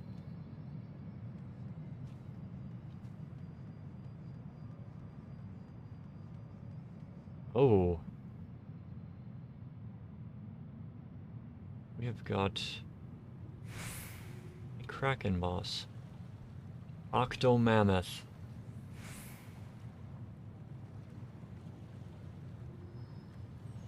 So what I'm going to do is I'm going to tank it right here and then adjust as needed. We'll wait for the other person to finish viewing the cutscene.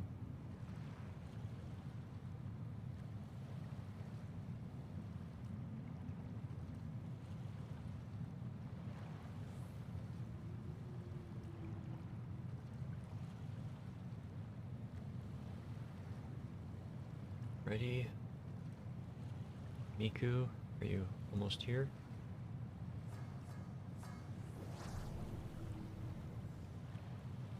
Oh, you are there. I just did not see them show up. I was expecting a dot to follow in. That was on me. If they didn't start jumping, I wouldn't have seen it. Alright. Octomammoth.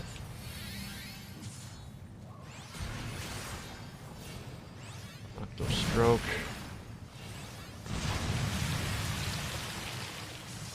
No idea what this is gonna do. Everybody's moving over here. Okay, yeah. Alright, so for Octostroke, there will be one platform that is not covered because there are 5 platforms, 8 arms, 2 arms per.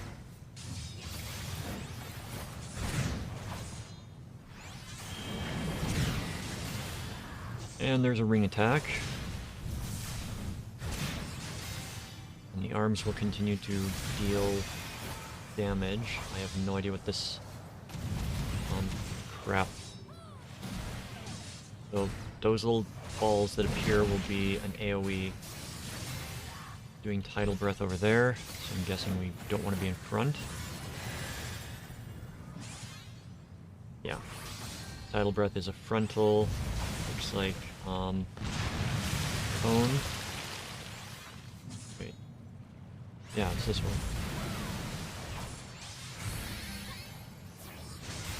You gotta pay attention to where the arms are. Looks like that's gonna be...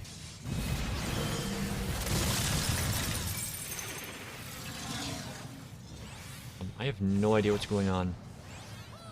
Okay. Alright, so it takes the crystals that are around the map and uses them for an attack.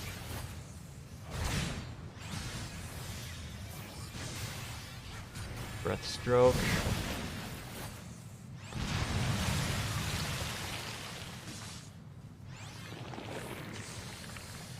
And get behind it entirely. Okay, it looks like that is... Each limb will do a frontal cone attack. Saline spit again, you get between the things. And we got water drops that come out and hit us.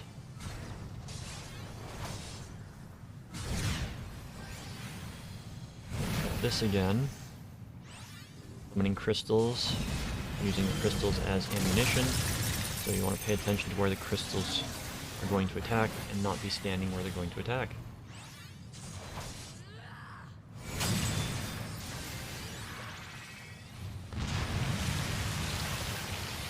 Okay, Tidal Roar.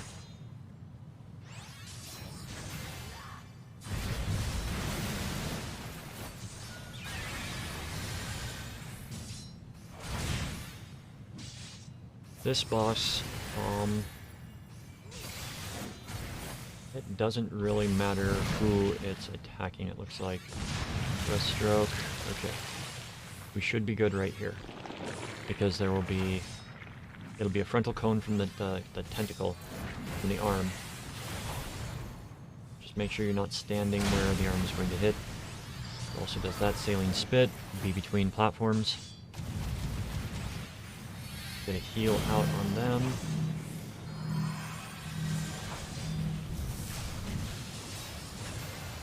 Ran really hard to get everything done. This is just a fight you need to pay attention to. Very simple. Tidal Roar is grade wide damage, it looks like. Get a heal out on them and... yeah. Alright.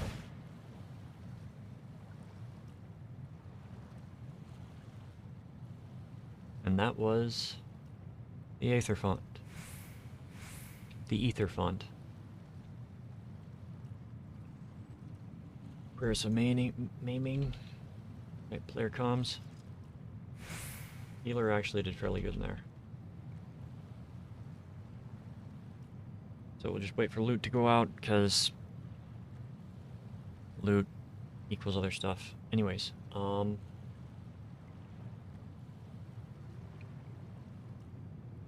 yeah.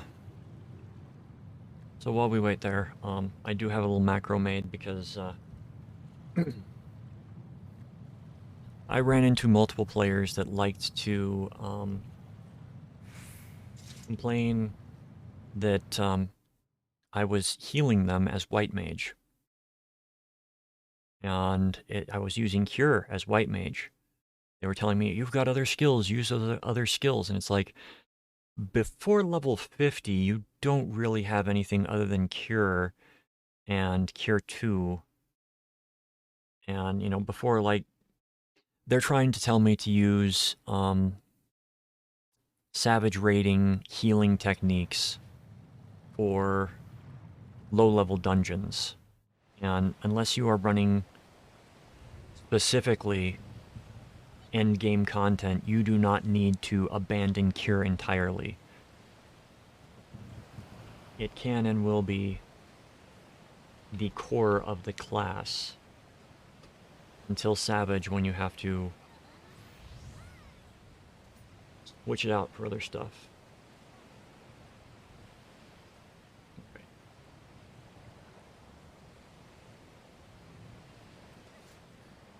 Alright, Dirty Angers. So if you run across anybody that's telling you, you can't be healing that way, just ignore them. And, I mean, the one thing that somebody was telling me to say, just ask them the simple question, did you die? Incidentally, nobody died.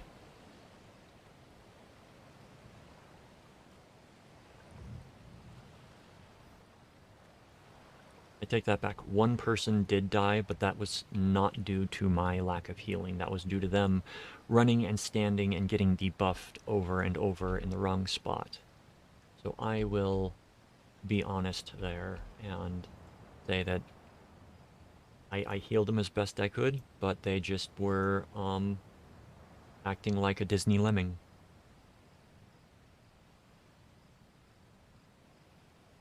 If you don't get the reference to a Disney lemming, many years ago, Disney made a video that showed lemmings being...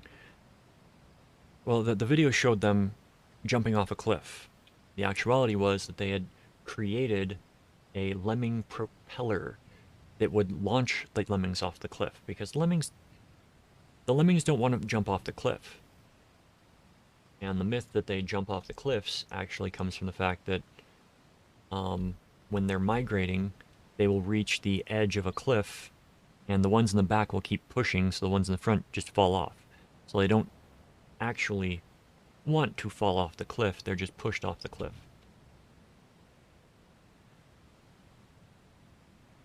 Alright, we want to go to Camp Broken Glass. So when I say Disney lemming, it's being launched off the cliff against their will. Perpetuating the stereotype that, lemmings are not looking out for themselves. Been a while since I've seen Casty.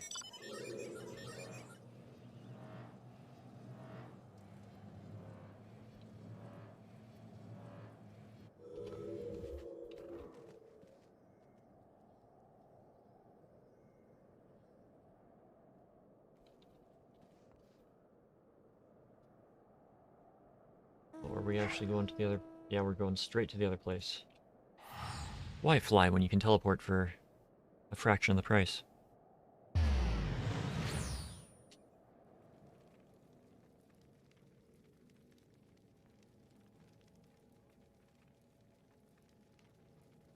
Well, I've missed making these. I've long wanted the time to be able to sit down and do these again, and I actually carved out time to do it.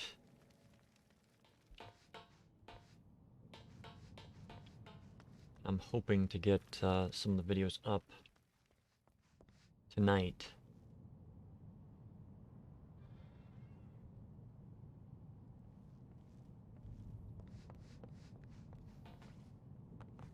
I'm not sure if I'll be able to, but we shall see.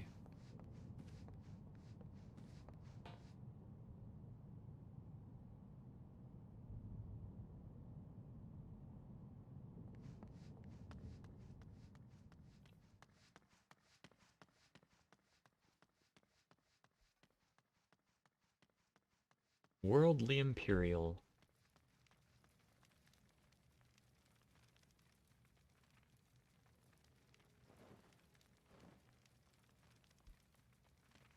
Alright.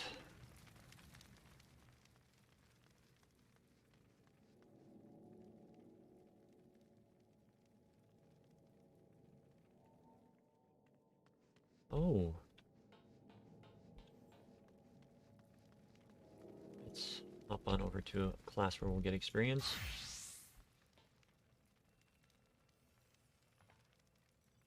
I thought, okay. I thought my white mage was higher.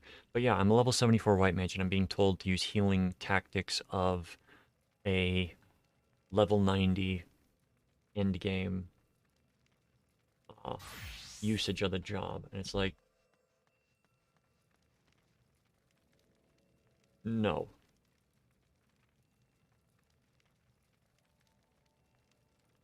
Some people just do not understand what's going on in the game.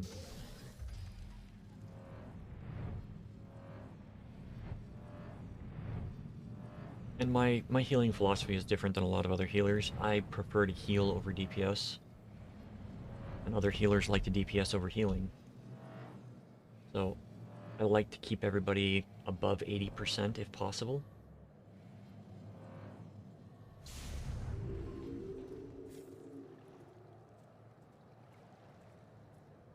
I need to double check what I wrote in that.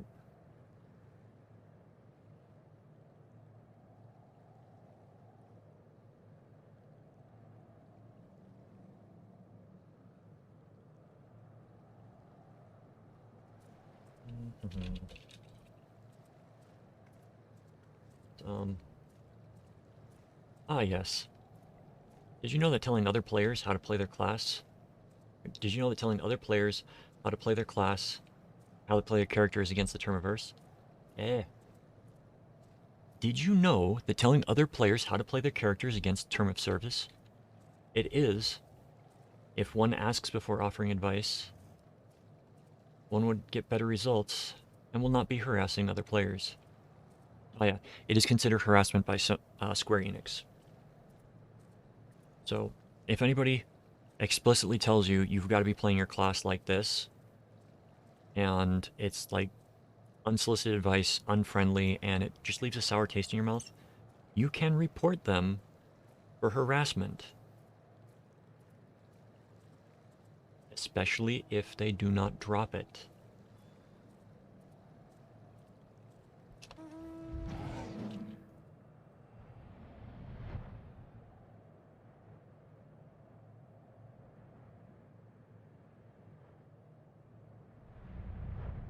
Because, you know what turns off a lot of players from games?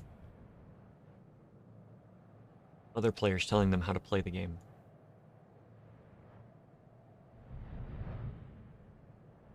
And I'm going to tell a story right now. Probably told it in the past, but, so when I was a kid, there was somebody who, was friends with my cousins. And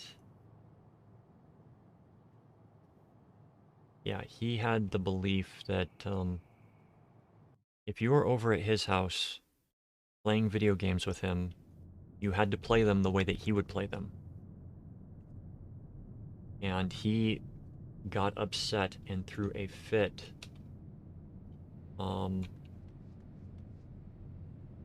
when we were playing Super Mario Bros. 3, and I didn't immediately use a warp whistle that we had found. Because I had played Super Mario Bros. 3 before, and I knew that if you wanted to get to the last level quicker, you wait until you are in World 2, and then you use the whistle. Because you can get a second world whistle, and you use them in, or warp whistle, you use them in succession and you make it to the final world area. It was the cheap way of getting to the last level. And because it was not a game where you needed to build up experience, in the way that you do in an RPG. It was a game where you needed to build up experience by playing the different levels and learning how they do them over time. Anyways, so he threw a shit fit, and after that incident, he lied to his mother, saying that I had called her a bitch. And I was no longer allowed to go over to their house when my cousins went. And if I was over, my cousins were over, cousins usually elected to play with their cousin instead of the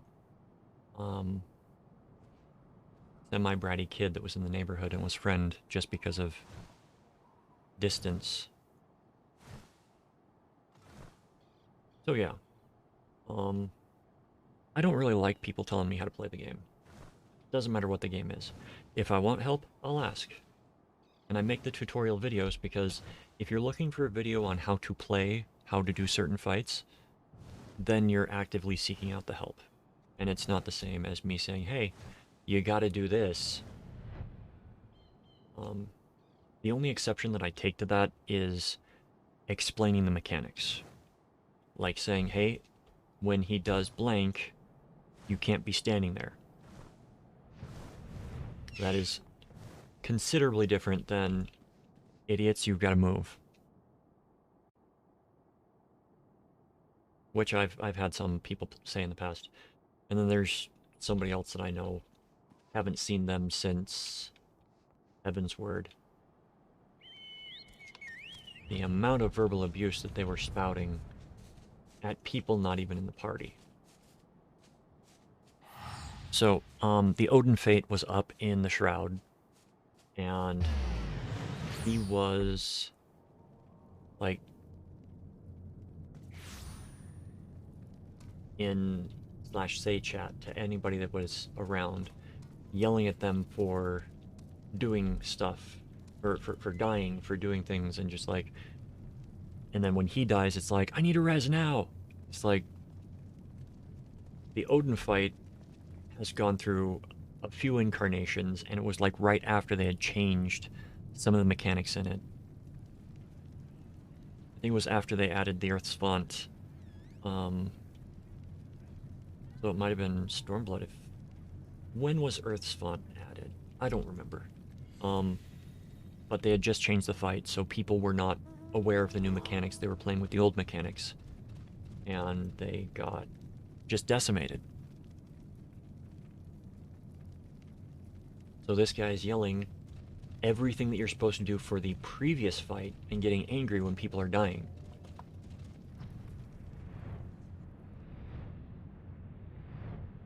There's a reason we wanted to get rid of him.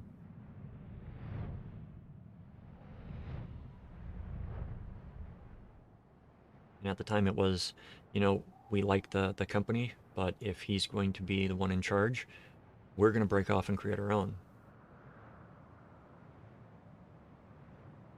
And then later on there was another player that was acting very much like that and demanding to be given the leadership.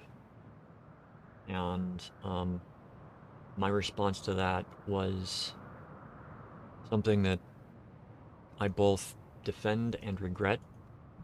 I defend because it was necessary, but I regret because there was collateral damage. And that was, I started messing around with things with the free company itself.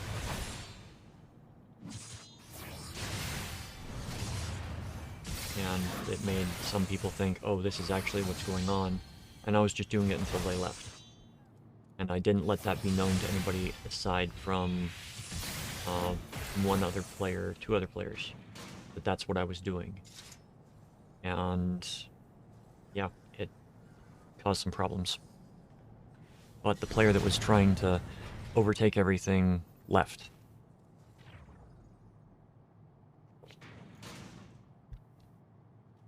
And it's funny because the the accusation that was being leveled to me is that I was acting just like the previous person. And I'm sitting there like, I've been on a couple of times while you were on, and during that time, we didn't have any interaction. So they were... Why is my voice doing this? They just wanted control of the free company. So, when they started making the accusation, it was just like, hey, so you're saying that I'm acting like this. How about I actually act like this then? And I started doing all the things that they were accusing me of.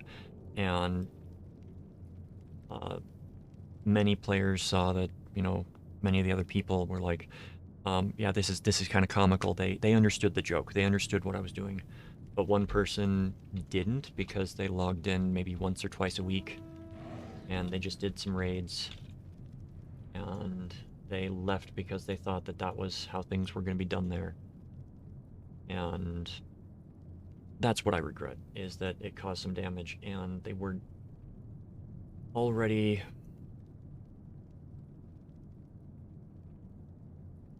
Yeah.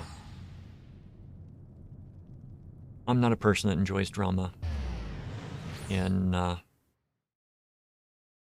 personal relations. And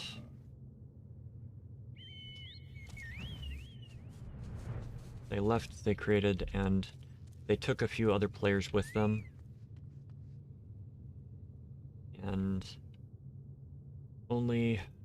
I mean, honestly, only one of them I was sad to see go. But the others kind of... The others were the instigators. I'll just put it that way. They were the ones that were saying, yeah, this person is acting like this. They're acting like this. And it's like... That thing that was being acted upon was... things weren't being done democratically.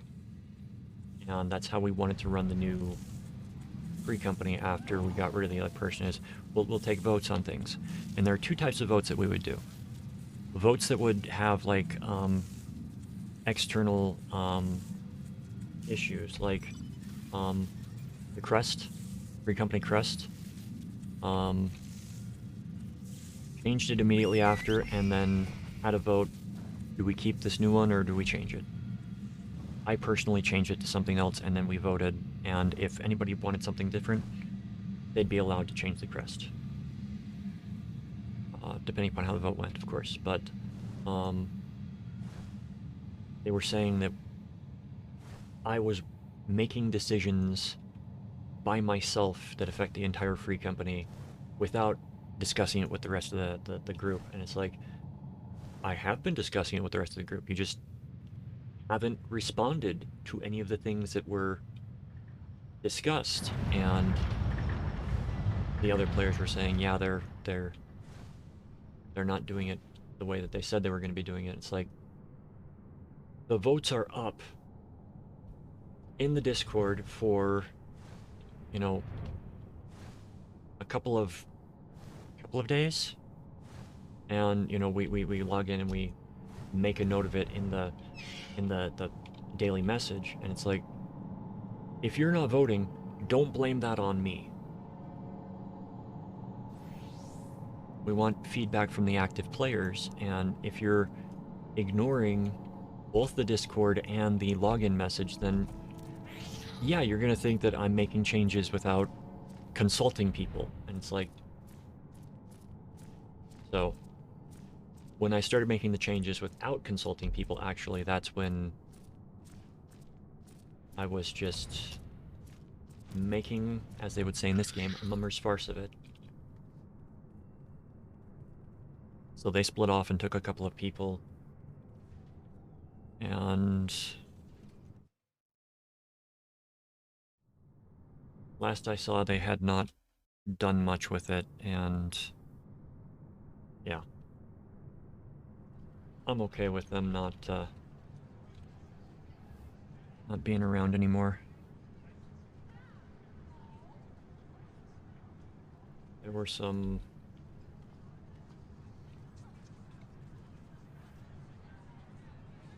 I'll be honest, there were some very, libelous, slanderous things said about myself and other members of the Free Company at that time from various people, and it's just like, alright, show me some proof of myself or these others doing that, and nobody would ever offer proof, despite the relative simplicity of screenshotting stuff, or, you know, copying and pasting, or screenshotting from Discord, since a lot of this drama happened offline. Because, of course, they're not going to do it in the game, because if they make those kinds of accusations in the game, it can be held against them through Square Enix.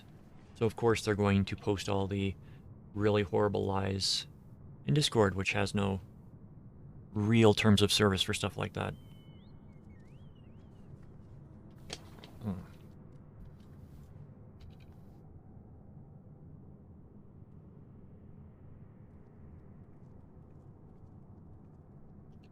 I get it. Some people just want power for power's sake. And they were definitely a power-hungry type of personality. One of the people that they slandered was someone they had previously been involved with. And let's just say the kinds of things that they said about them were just absolutely horrible. And not the things that you say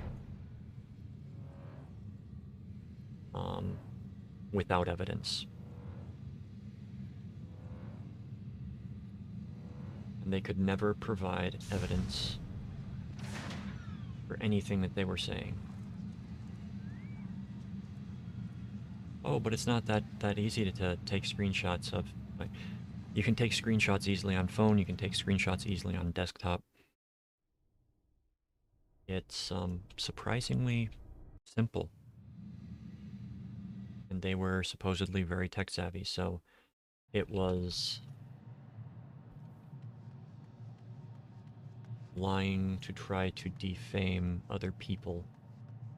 And if it were anything but a video game type thing, I'm pretty sure that there could have been legal implications for what they were saying and doing. I mean, if somebody came up and said the things that they were saying about them to you, and trying to say that it was about you, yeah, it would probably come to fisticuffs. You would probably deck the person.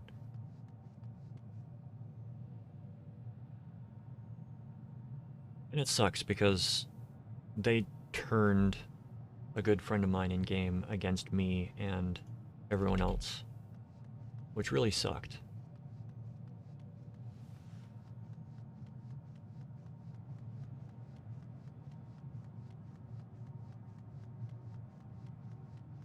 I really hope he's doing okay out there and life got better for him. But yeah, the reason that I will have them blocked on all my characters, and I will do what I can to stay out of doing anything with them.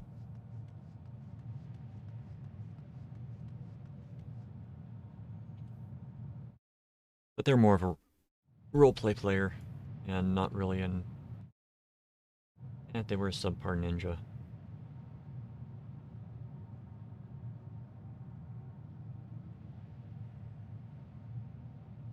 I mean, people like to parse things. Anytime that they would show anything that they parsed, they were usually in the bottom... I'll be generous, bottom 50% for ninja for that fight. It would be even lower for bottom DPS for the entire fight itself, of course.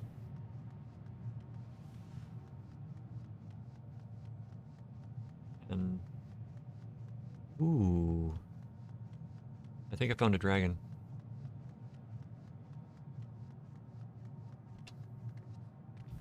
I'm not a big fan of parsing anything.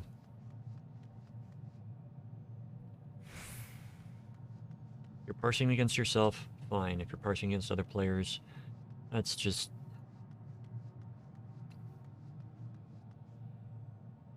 It's one of the things that ruined World of Warcraft rating for me is you've got to be this DPS in order to join us in this fight. And it's like, that is like twice what you actually need to do that fight. Void Casteus is now accessible. And they were not trying to go in for a...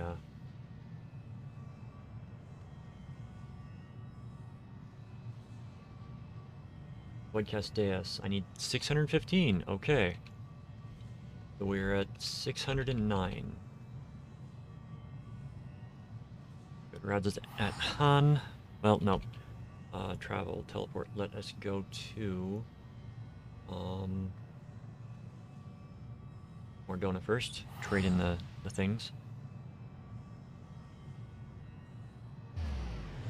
So yeah, if somebody is just like focused on damage, then...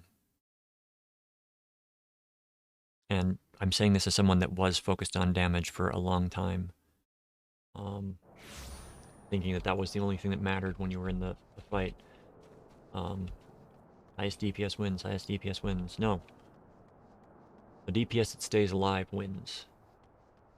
Because somebody doing, you know, 2k less DPS than you, that's alive longer, does more damage. Oriana. Right, we traded in. Now we go to Redza Han.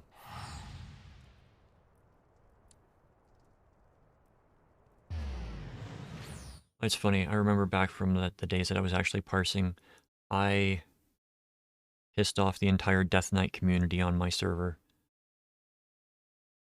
At least Alliance side on that server. Because I was going in as all the other players that were going into the dungeon were like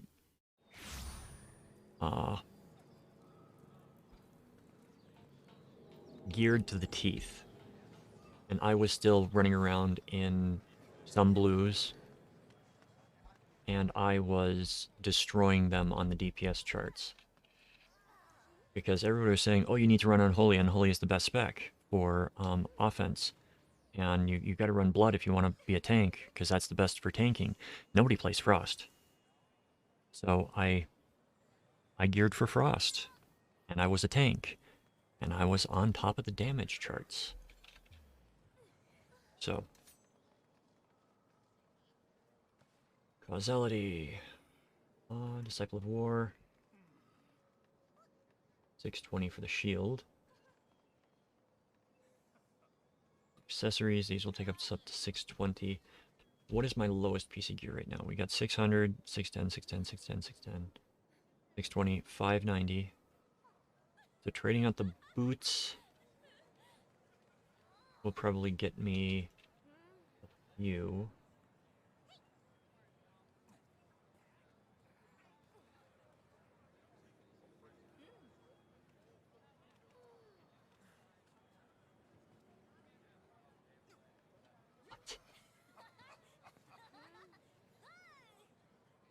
Oh, pants. I'm an idiot. And there's not a quick way to get 825. I'm an idiot. Well, at least grab the shield and...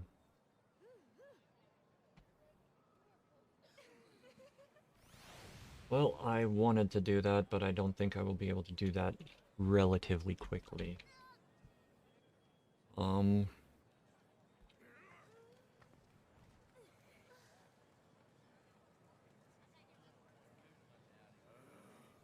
With the new acquisition stuff, I might be able to do that so I can keep my gear set up here and then fill up everything, but then that's going to fill up over here.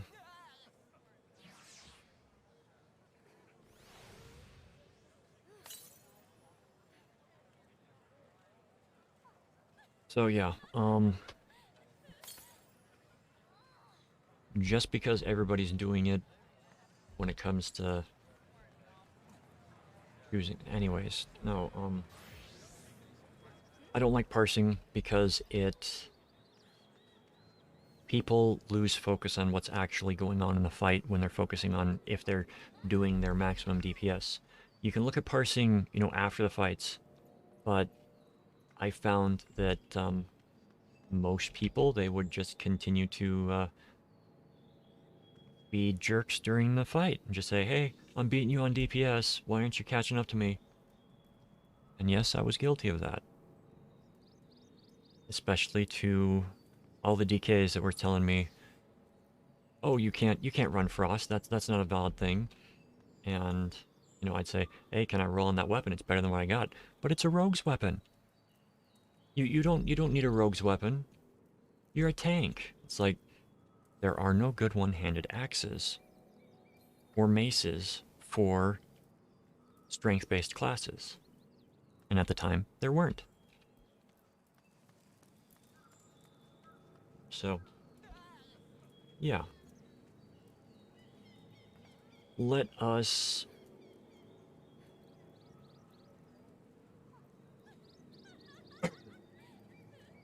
apologize for clearing my throat. Let's figure out where to go, because we can't do that until we get a few other things. So, let's focus on... oh, crap.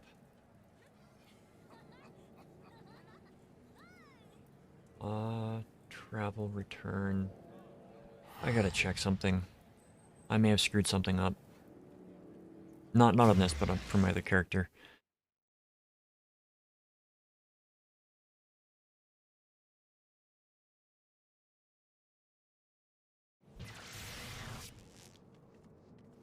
There's the Moogle.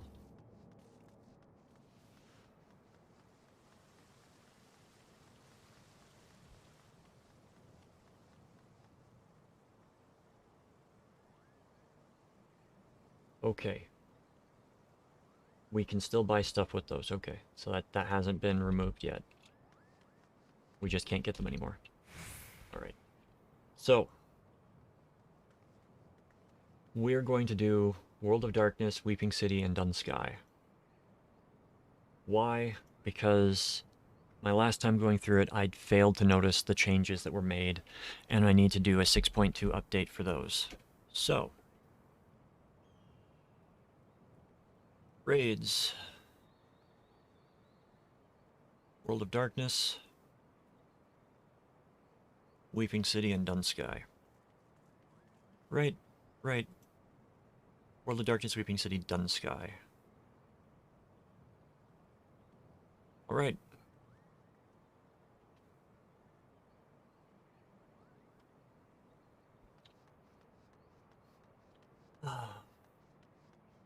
So basically what occurred with World of Warcraft turned me off to a lot of stuff, and Final Fantasy XIV didn't have that stuff. So it was really nice, and now they've started getting some players that want to parse everything. I mean, even in World of Darkness, you'll have people vying for top DPS, and you don't need it. You just need to survive. Alright, so I'm just talking to keep the microphone open because it's the way things are set up on my machine right now. Just waiting for that last person to come in so the mic doesn't shut off entirely. Okay, so we're not doing... we are doing World of Darkness, okay. Everybody there? I really hope that there's a sound notification for people that have it turned on. But, yeah, we'll see how things go. Come on, last person. Last person. Come on. Last person. Last person.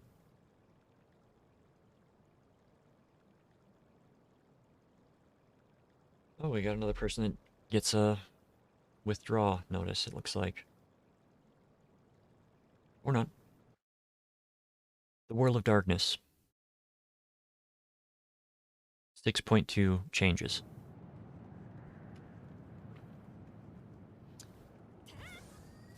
So I'm planning on... first thing, Iron Will. I'm planning on pointing out the changes as I remember them as we go through. I didn't notice them until actually a few weeks ago, so I'll be able to actually point them out this time.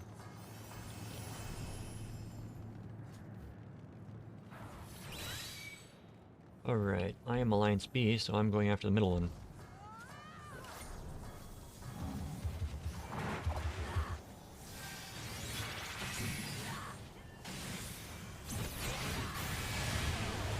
You are not on a tank. Okay, you're finally on a tank.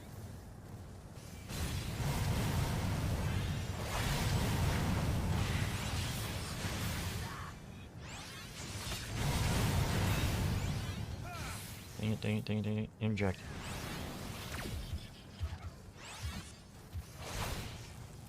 That was stupid on my part. I was looking for interject when I should have been doing other stuff.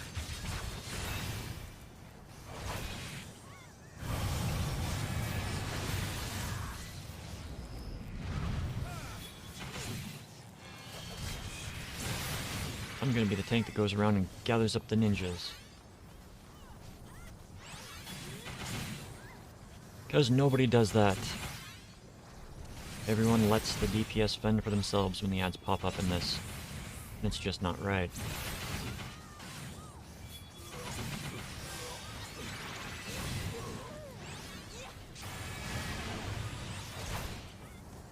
So, Trash is taken care of.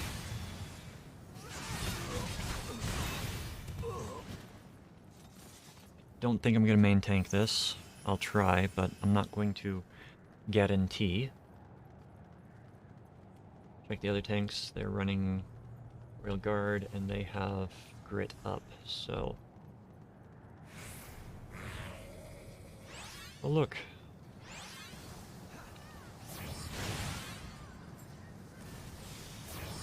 I will come over here, and we will see who has the best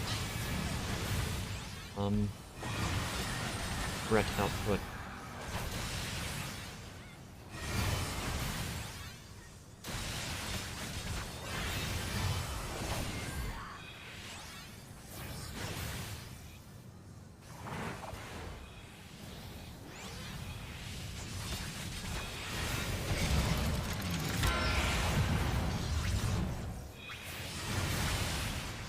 Looks like the Dark Knight has the best threat output.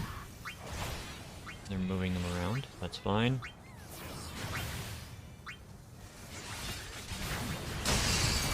Stay on boss. I am not going to be the main tank for this. The others are out-threading me. But I might, because he might die. Yeah, he didn't die, but the other tank did.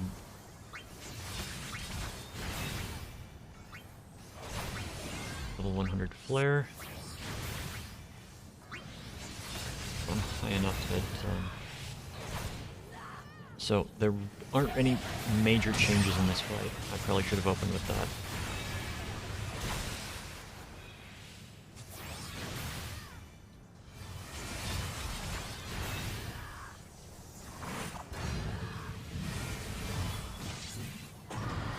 Oh crap, I thought yeah, that's on me. I thought that he had done it again. Level 150 death, I'm out of there. Last thing you want is death. Game like this.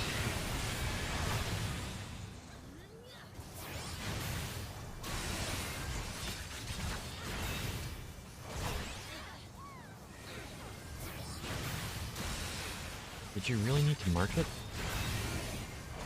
Okay, so Angermanu, no major changes in this fight that I could see.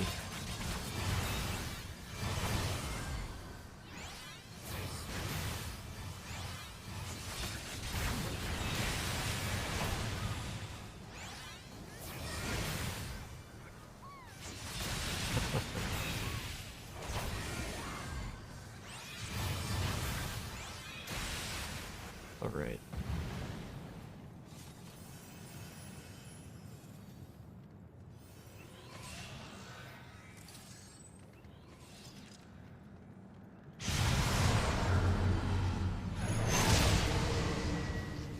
Okay.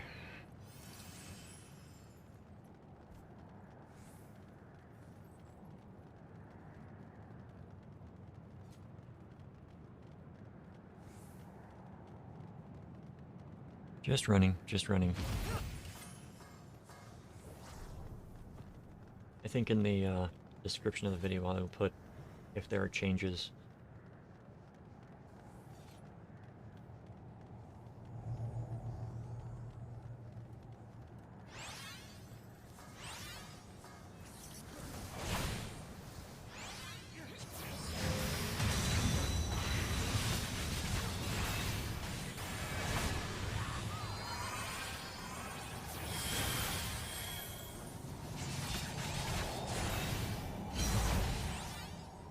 And I'm coming over here and beating the crap out of this gate.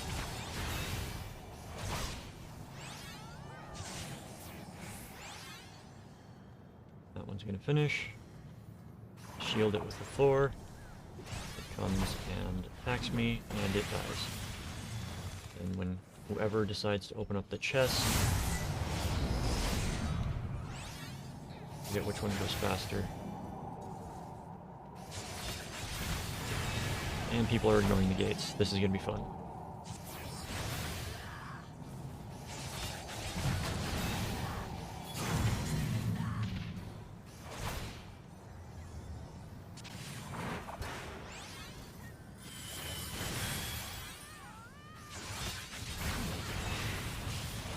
I do not mind being on ad duty because ad duty is very important. Since I'm at Group B, I'm going in the belly. On the third boss.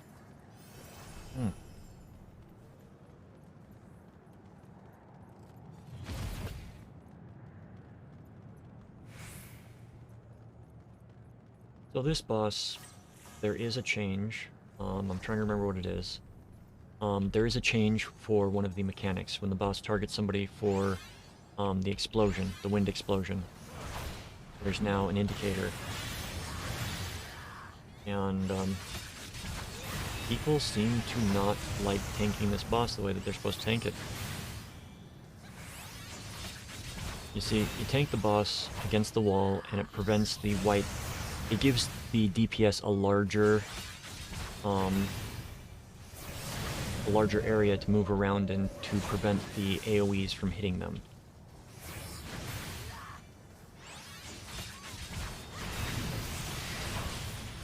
We've got a stack mechanic here. Goes out, that's fine.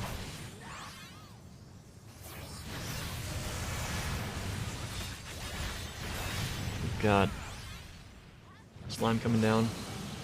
Slime's gonna come up. I'm gonna stand in the slime because the slime will spawn extra slimes if I don't stand here.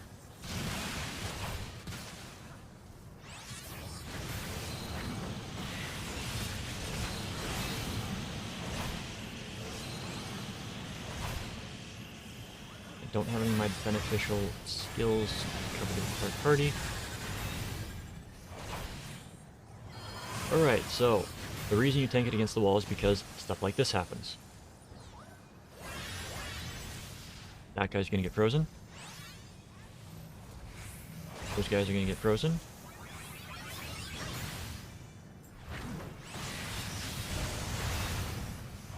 See how tanking it against the wall actually gives the boss a smaller area of range to hurt people in. Crap, gotta go rid of the slime. I don't see any of the dragons yet, little dragons.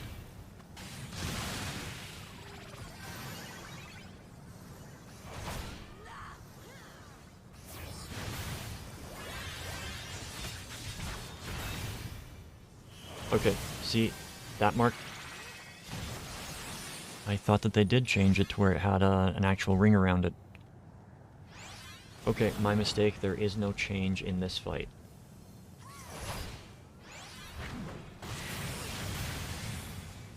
Apologies. If you read the stuff underneath the video, before watching the video, then you'll be wondering why I said there's change. So apologies if I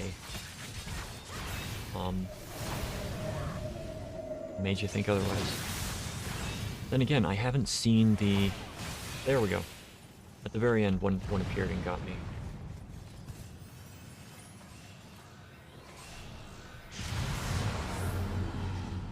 Okay, so no changes in that fight, except for the fact that, you know, players decide to ignore tanking position for that fight, and it makes it a big... It can make it into a cluster. If you tank it against the wall, then the white breath hits virtually nobody. The tank can dodge out of it and then get back into place. And the DPS actually have room to move and actually see the mechanics that are happening on other players.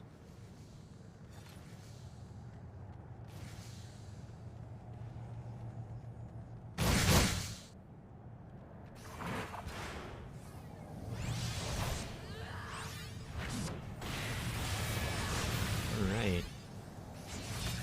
Minerva, you go over to that side. Suck it in. Hit the platform. So in this fight, for anybody that's new to this dungeon, you want to... This isn't the new, this is the changes one.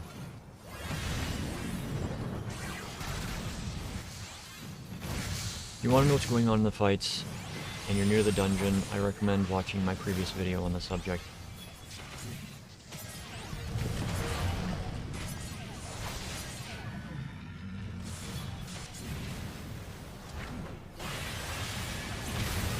Previous video, I will be much more coherent, I guarantee you.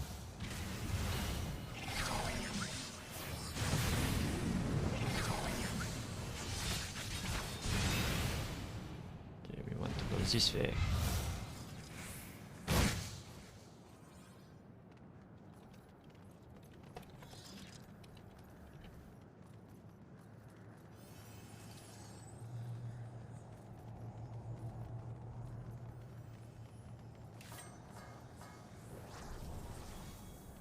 And I'm not main tank, so I'm not pulling.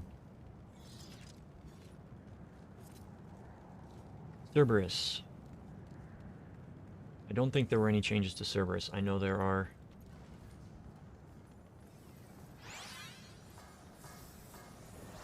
You never stand behind Cerberus. What is going on?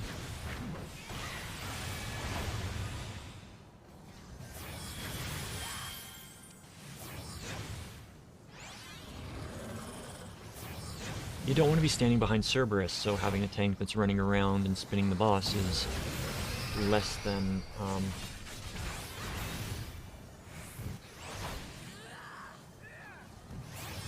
desired.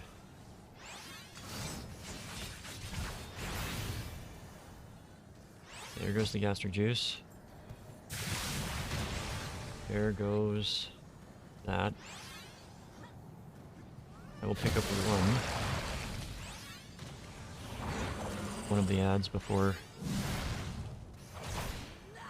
I get myself shrunk by the juice and then eaten.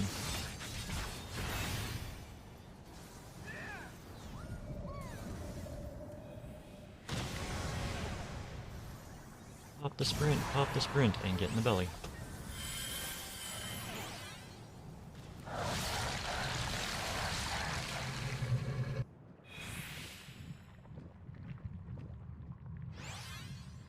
I am the only person in the stomach. This is gonna be fun.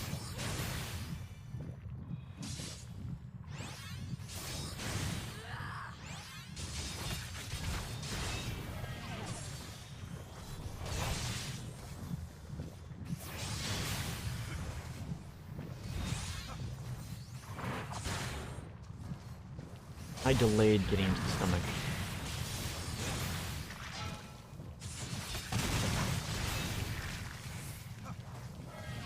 So there is no excuse right now.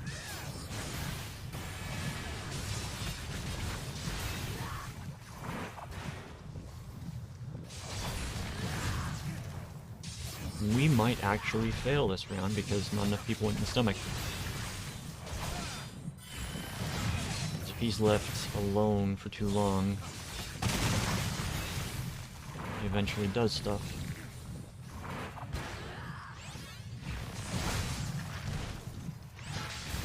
That I have never seen this happen before, and if we do die, I'm gonna laugh.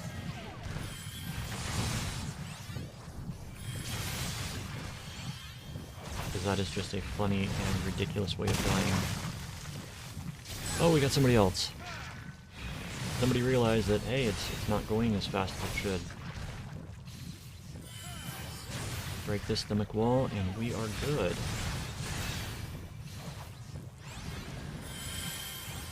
See, notice how everybody's getting hammered out there? It's because the boss starts doing more damage.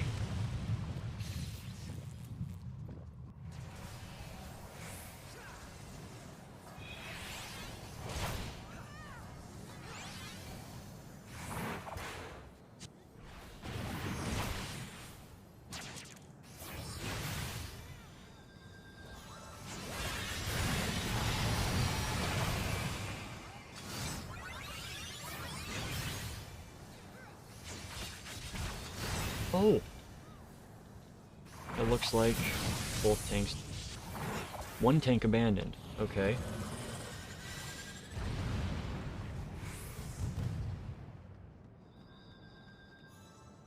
Okay, so that would also explains why people started dying like mad.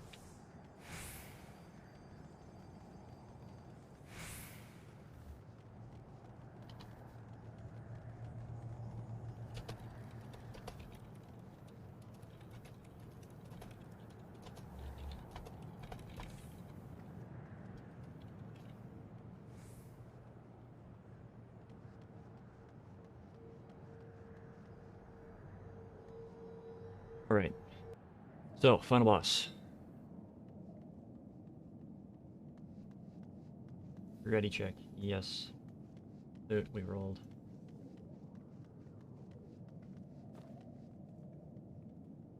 There is a change in this boss fight.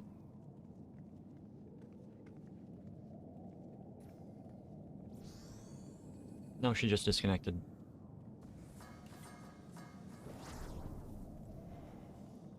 Ooh.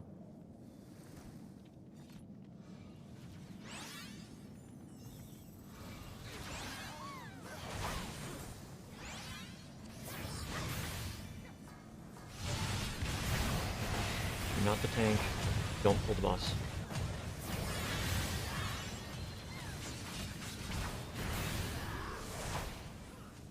Okay, I'm going to remove Iron Will and continue DPSing. Boss is going to pop up where? Right there. So I'm not main tanking. I have enough threat right now. And when we hit the phase change, or if another tank dies, I will reintroduce it. So, the difference in this fight, and I apologize for not pointing it out earlier because there was a false start,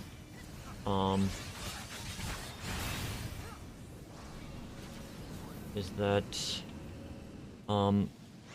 when she targets somebody for the sewing needle attack, there will now be an indicator on the ground marking where it's going to hit. Doesn't change the attack at all, it just changes the representation of it on the ground. So, something to pay attention to.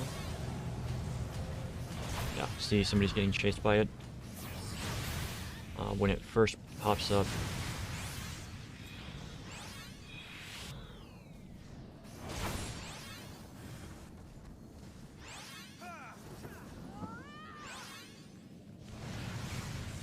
it will have a ring around it instead of just targeting the player. So yes, change in this fight. Boss is still ridiculously easy. As long as people get into the circles. And don't ignore mechanics. I am personally a fan of the fact that they kept certain mechanics in and made them wipe mechanics if people don't do them. Because it just means that players can't come in and face roll stuff.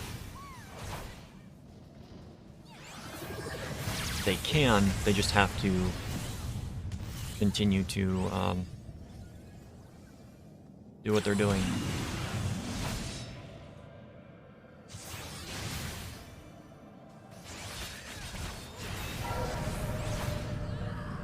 We almost had like 3 people in here. Run to the edge. Boss is coming out. Boss is out. Avoid getting hit by the beam. And we are done.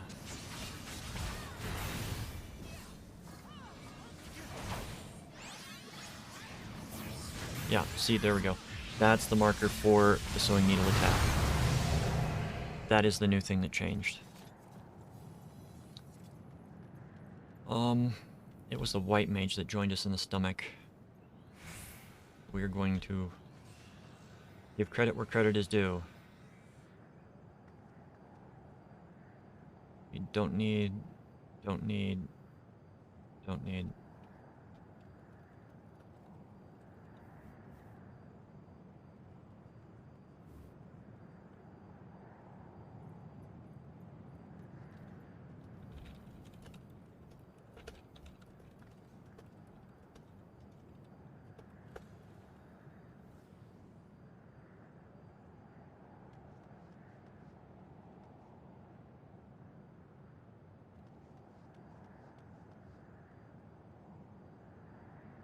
See, one thing that happens with a bunch of these dungeons is they will overcompensate.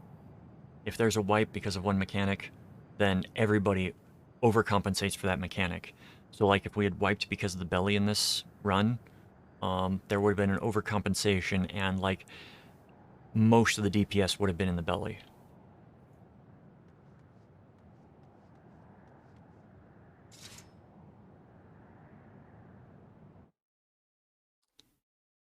All right.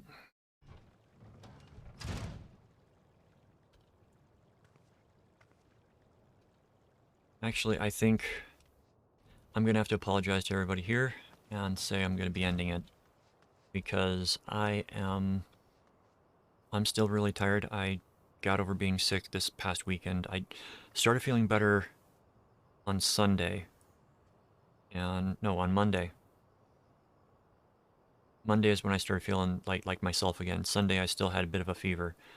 But and then yesterday I had 150 miles in the car. That was not fun. And I'm just feeling really tired. I will try to get to the rest of the stuff. I will try to unlock the other things so that we don't have to, wait around for it. And I will try to get some gear that's better for that before then. But I just don't have the energy to keep going after the, hour and a half of talking for the patch notes. So I will try to get this up after I edit it. And I will hopefully see all you guys soon. I appreciate the crap out of you. If you're watching these videos, if you watch them to the end, even better. But, yeah, stay good out there. Just be kind to each other. And I will see you all later. Have a great night.